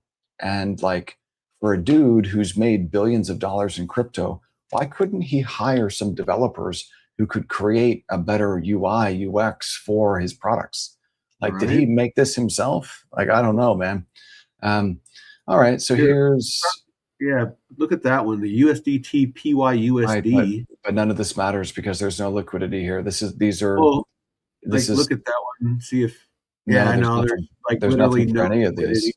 So if I click Yeah. load more, all I'm doing is looking for liquidity. Still nothing. Load more. Okay.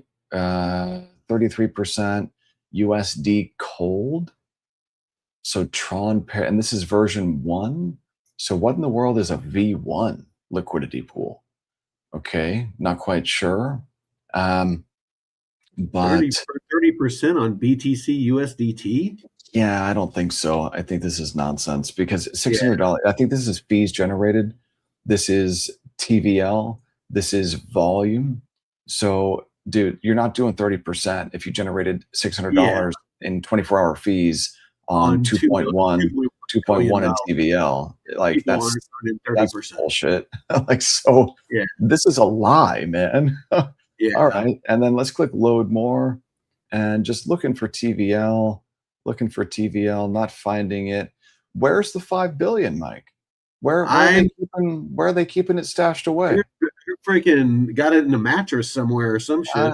I don't know, man. And then here's that JST thing. And this has, this is a V2 pool, 10.4 million in TVL. There's a lot of trading volume here, 2.8 million in volume. Where is this volume coming from? Like it must be that these pools are, whenever you use the Sun swap, it's just swapping using these pools of liquidity. And, $8,000 in fees on 10.4 million in TVL over the last day at a 6.4% APY, that kind of makes sense to me. Yeah. But this is not attractive enough to be able to No. allocate a dollar to. I click load more. You know what? Let's just sort by liquidity. Liquidity. Okay, so in this pool, you've got 123 million. You got 90 million here. You got 70 million here. You got 50 million here. I don't know what Pepper is, but so 50 million, but zero volume. What's that about? Is this some type of UI error? Like it's Yeah. showing 50 million in TVL, but no volume? Not quite sure why that would be. Um, and you got like several pools paired with USDT. So V3, V2, V4. Okay, awesome. Where is a stablecoin pool?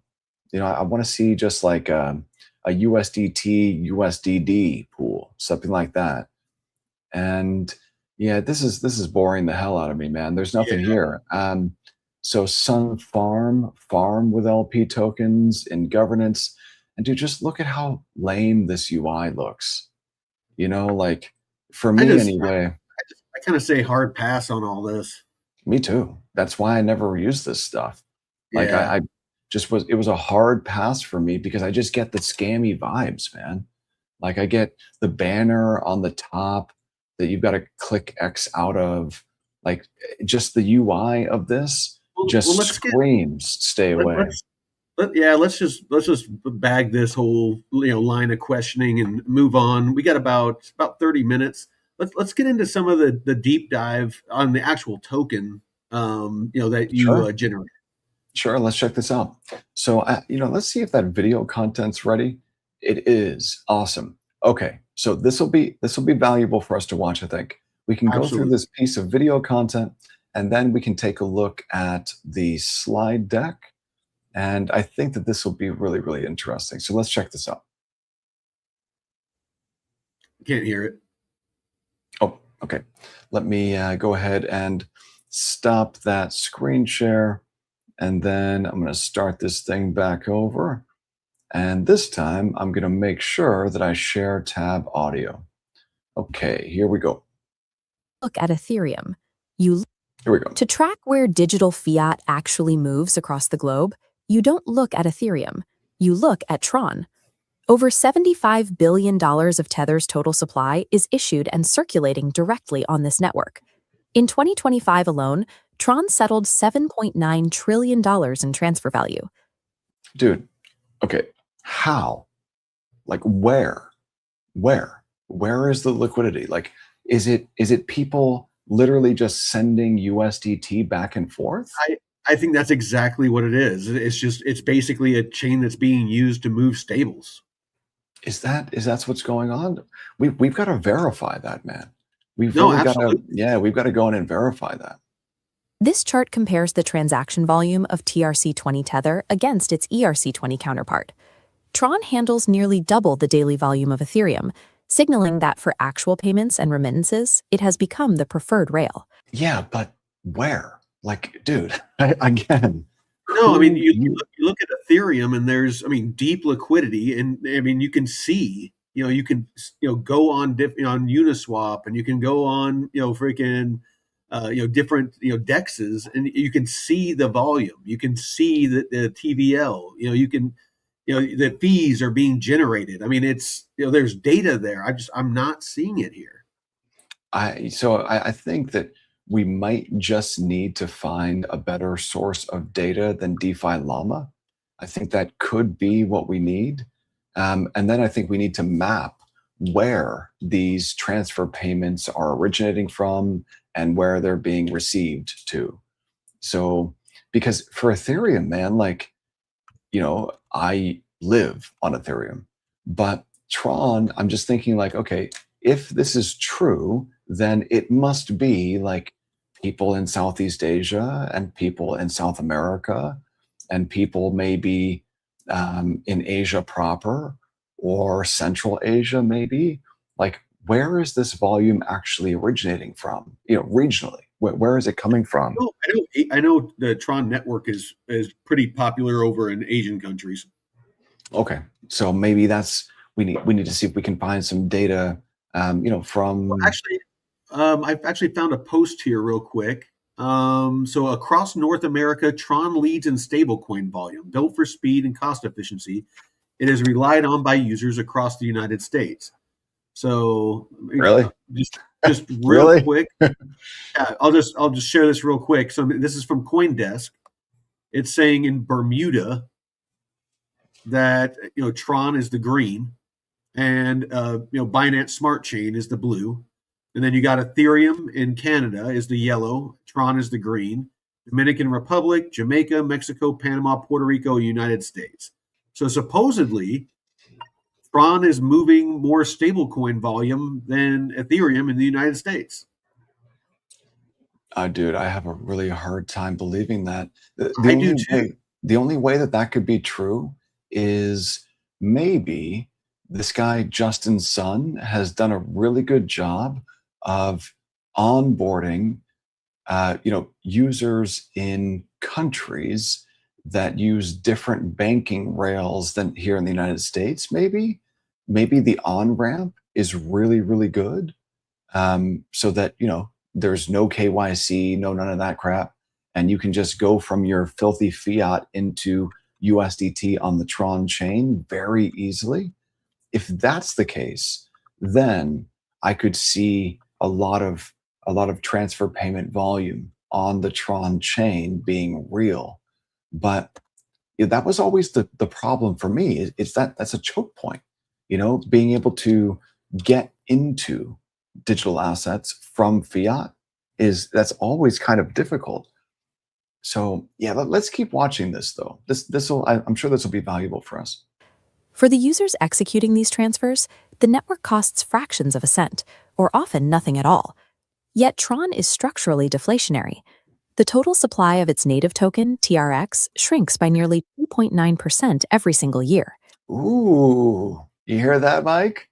Ooh, it's Yeah, deflationary. it's deflationary. So that could, partially explain why number go up.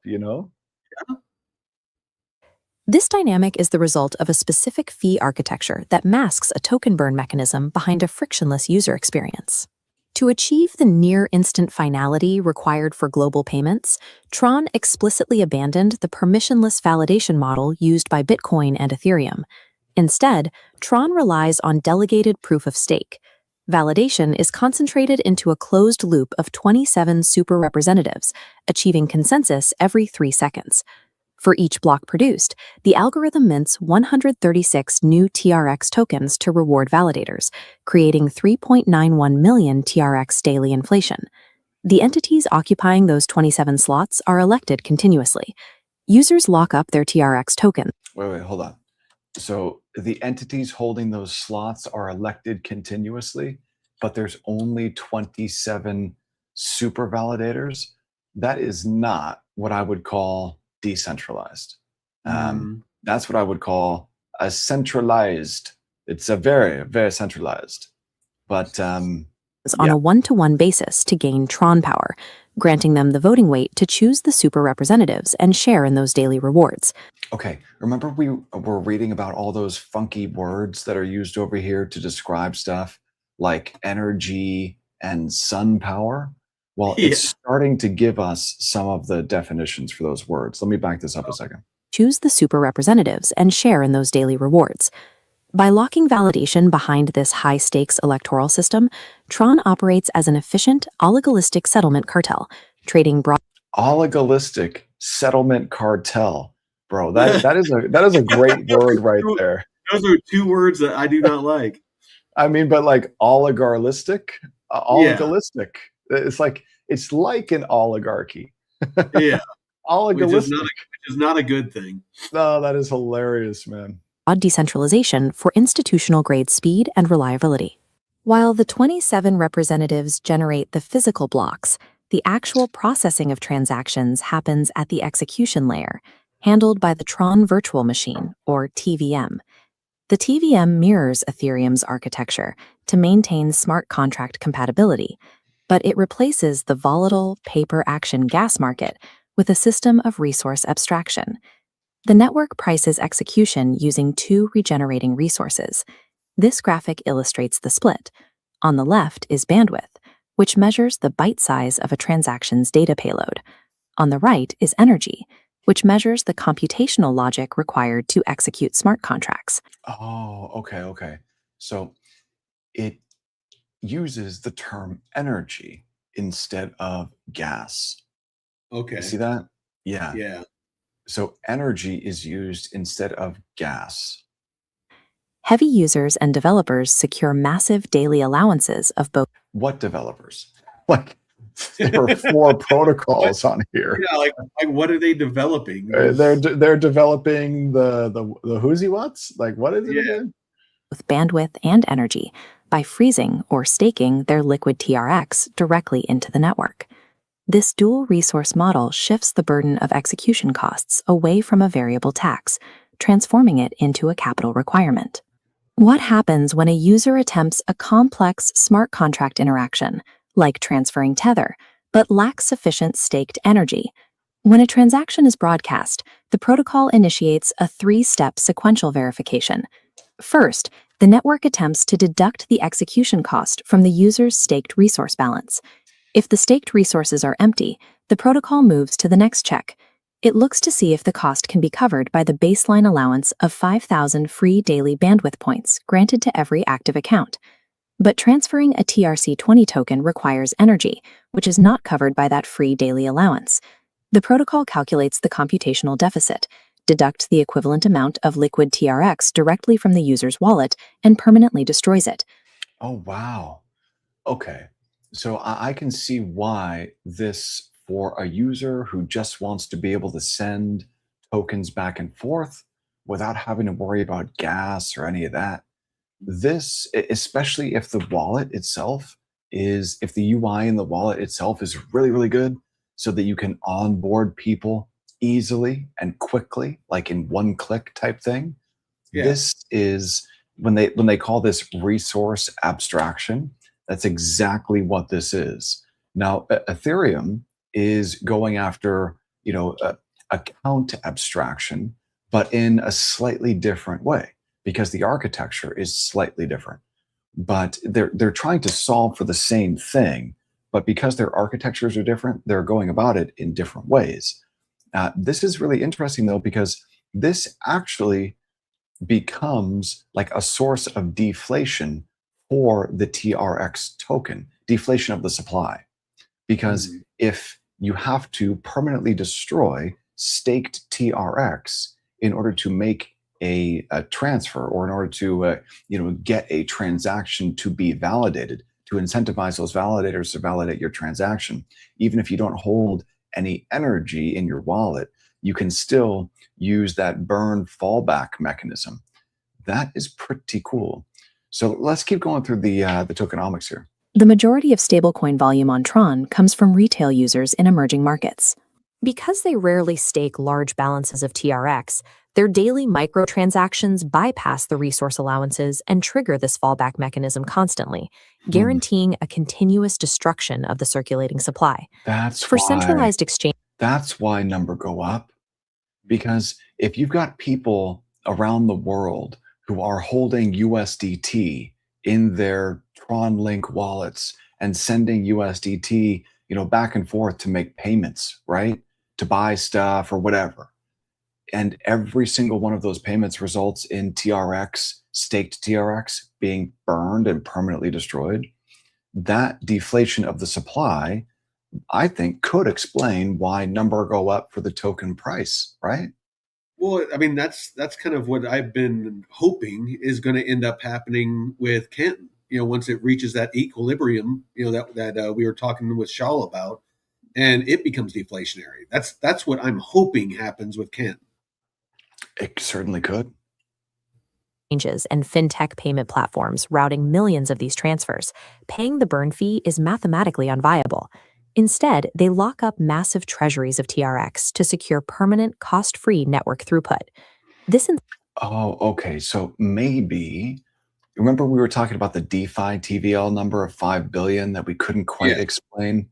Well, maybe it's That's just all staked TRX. It's all staked TRX, like kind of like Cardano DeFi TVL is like, multiple billions of dollars, but it's all staked ADA. That's what this looks like it could be too. Okay. Incentive structure has already driven corporate maneuvers on Wall Street. In 2025, a NASDAQ-listed entity called Tron Inc. secured $210 million in funding to purchase and stake 365 million TRX tokens, effectively eliminating their operational overhead. The result of this institutional alignment is severe supply restriction. Nearly half of the total circulating TRX supply is illiquid and staked within the network at any given moment.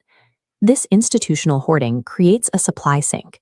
By tightening market liquidity, the network increases the economic impact of every single token burned by the retail sector.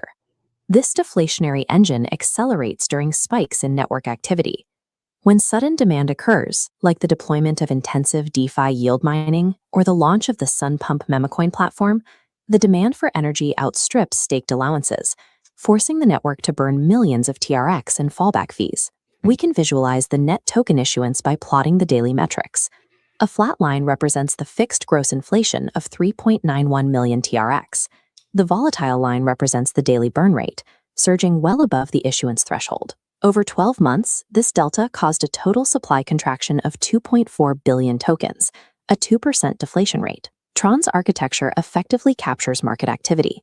It takes excess network revenue generated during congestion and redirects it into an algorithmic burn, mathematically enforcing asset scarcity. These same mechanisms of efficiency introduce specific vulnerabilities, starting directly at the consensus layer. Because voting power is dictated by staked token balances, major centralized exchanges like Binance, Kraken, and HTX consistently dominate the super representative list.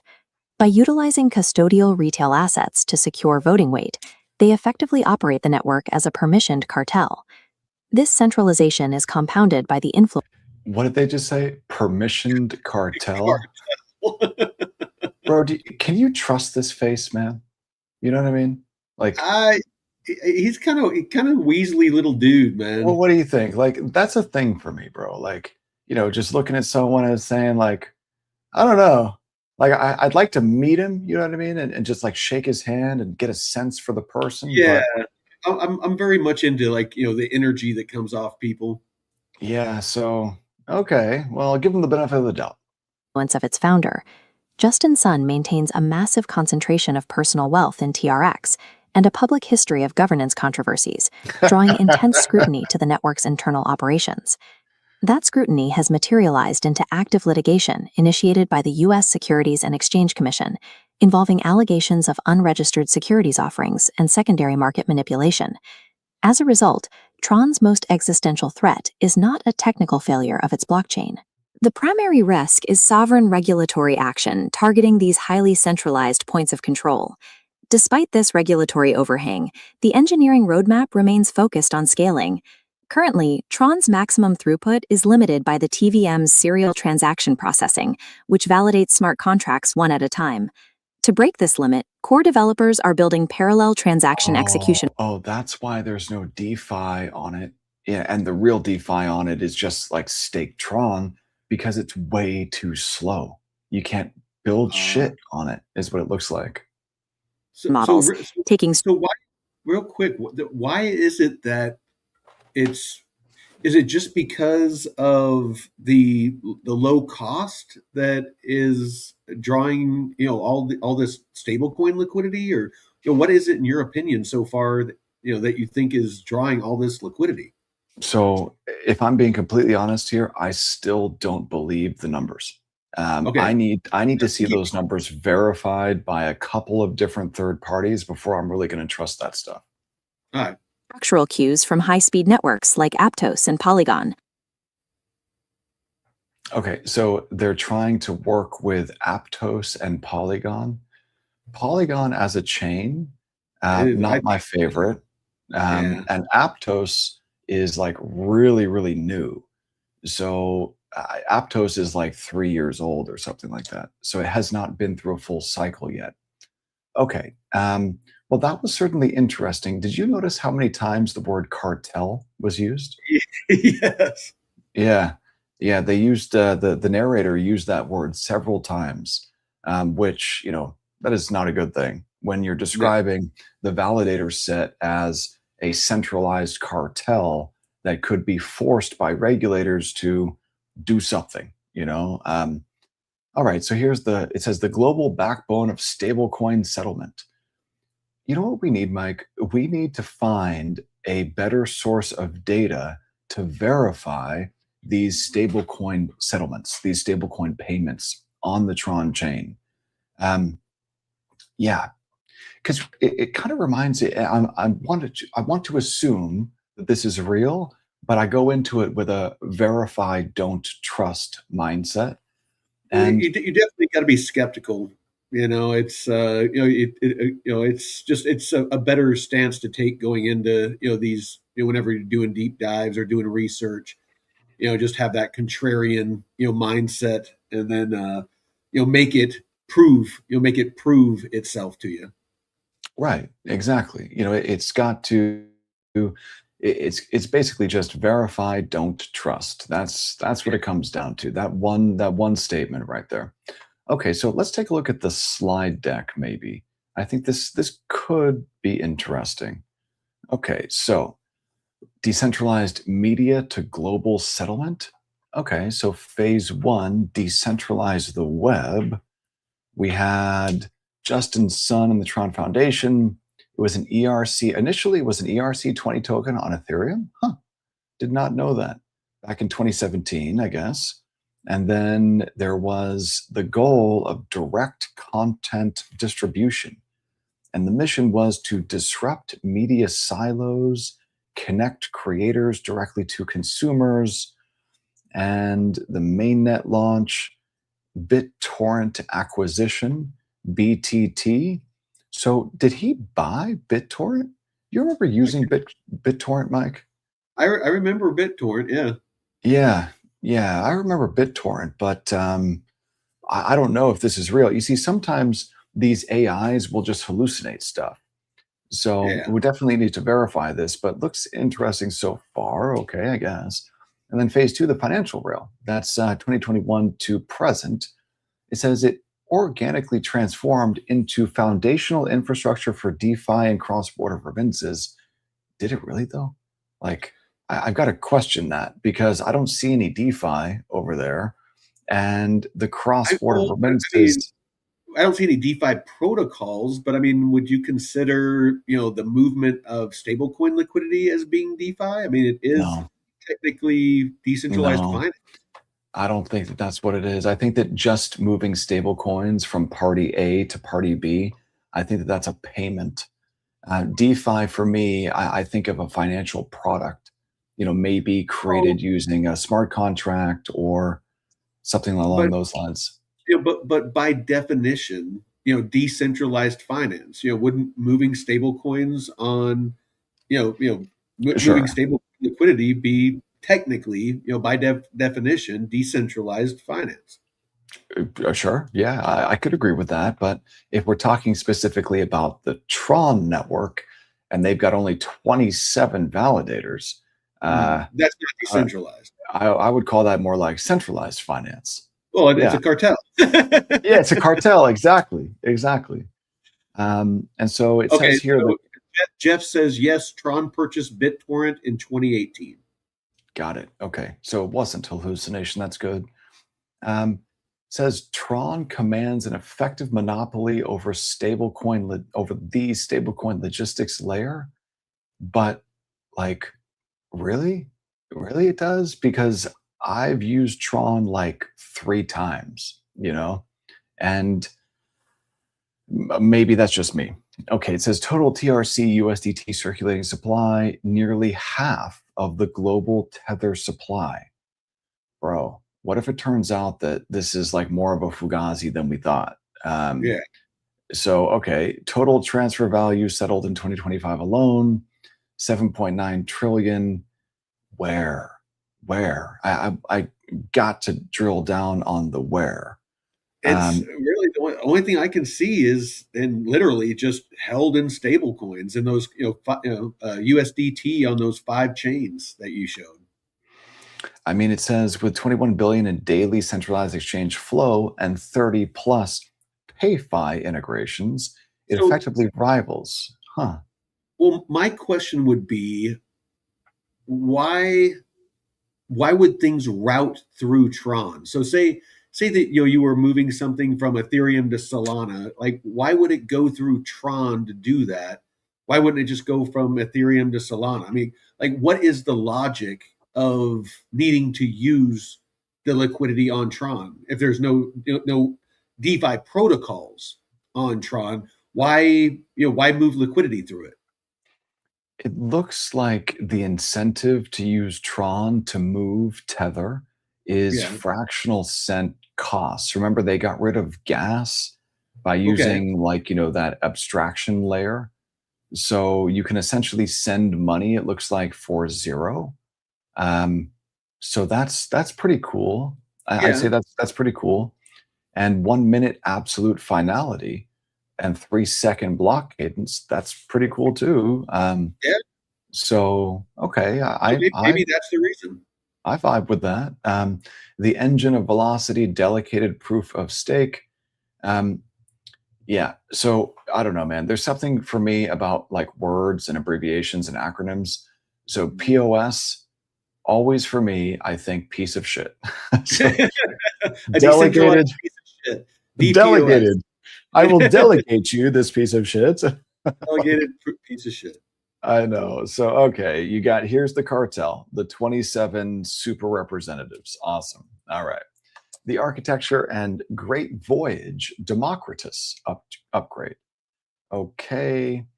The dual resource scale. So this is what's interesting. This is how they abstracted away the whole, concept of gas Mm. and the execution routing and burn fallback. So this is what makes TRX deflationary. The supply contraction waterfall, again, this is what makes TRX deflationary. And here's more about that deflationary engine. Okay, great. DeFi ecosystem. So this is what we just looked at. And it says the Just Lend DAO. Mhm. which is just kind of like a really TVL ranges crappy. from 6.43 billion to 6.55 billion. I didn't see I that. don't know where the hell that liquidity is. Yeah. And then you got the trading layer, SunSwap V4, which, like, bro, you couldn't pay me to use that thing. And then you No. got Sun Pump, which is like, dude, get that away from me. I don't want to be Yeah. anywhere near memes on Tron. Like, no, Yeah. thank you. I don't want to Uh, be near memes anywhere. yeah, me neither, man. And it looks like the centralization conundrum. So yeah, you've got like a handful of big centralized exchanges that they themselves have a ton of regulatory exposure. And, you know, what if something happens to one of these exchanges and they are, one of the core cartel members operating validators for Tron? Yeah, I mean, if they're Uh, one of the 27 and, a couple of those, drop off, what happens to the network? yeah, and then you see this key man risk and all this SEC litigation. So I know that that went away after he got effectively like what pardoned. Um, Well, like Sun versus the SEC update. In a surprising turn, the SEC is reported dropping its 3-year market manipulation charges against Justin Soon, coincidentally, just as his public battle with World Liberty Fi reached a boiling point. okay, well, um, I don't know, man. I'm getting like so when I look at the token. If we take a look at the token itself, Mike. I'll tell you this. I'm going to summarize my thoughts because I mean Yeah, we're please. We're out of short on. time. Yeah. But my thoughts on this is I was thinking about buying a small bag of this and maybe doing a DeFi play with it, and that's kind of why David earlier was going through some of these protocols was to see if we could find something for me to put some money into. But to be honest, I'm not getting warm fuzzies. Yeah, I'd me like neither. the chart of Tron, but if I am going to buy some of this, I'm going to want to see probably a pretty significant pullback. And later today, I think I'm going to dive into and see if I can find where all of this liquidity is supposed to be on JustLend or some of these DeFi protocols. So yeah, there's a lot more. I have a lot more questions than I got answers, to be honest. And it's not a reflection of the content you generated. It's a reflection of the non quantifiable TVL claims. Yeah. It's Yeah, no, I agree with you. And so I actually feel quite a bit better about the TRX token now that I understand more about it. You see, the the thing for me, tokenomics. Yes, the yeah, tokenomics and the price go up.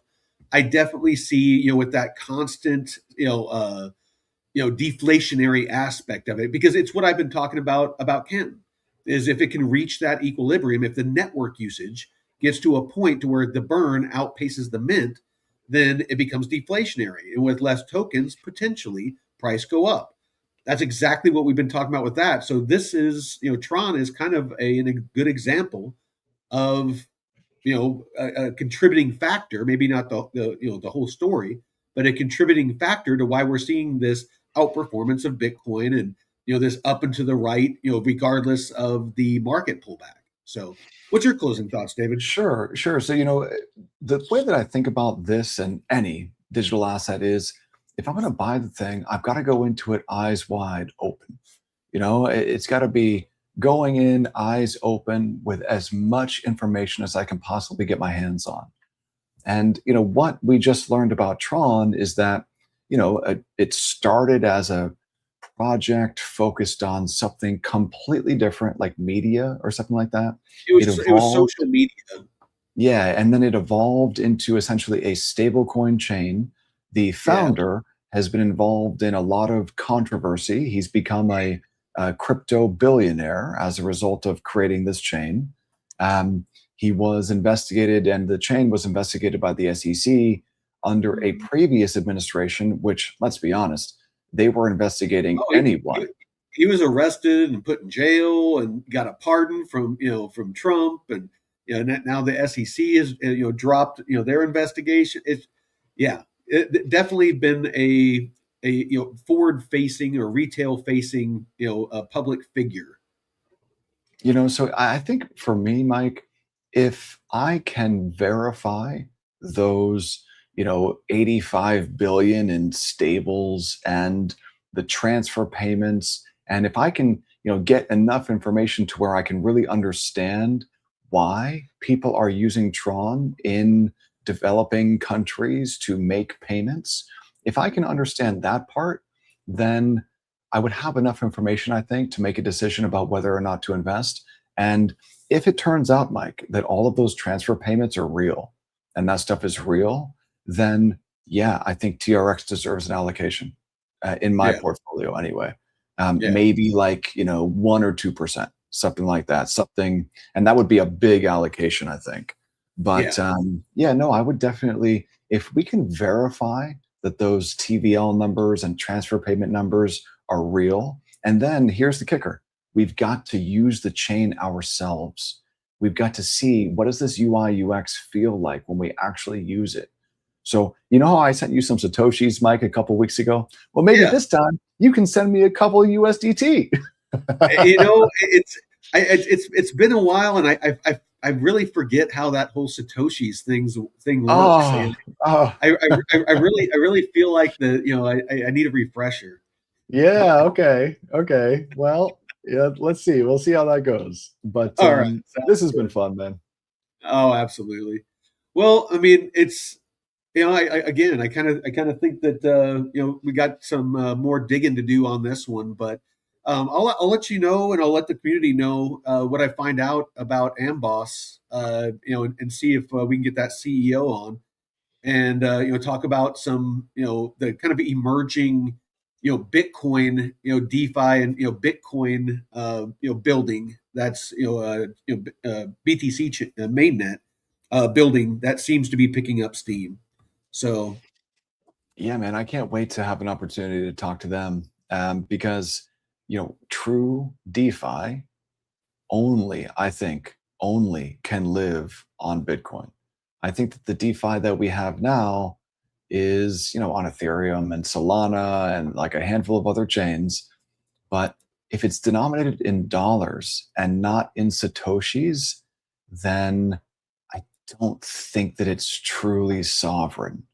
So I want DeFi on Bitcoin. I want DeFi denominated in sats. That's what I want. And so that's why I yeah, would love to talk to those guys. no, absolutely. All right. Well, let's see. What do we got going on today? Monday. So we got Jeff.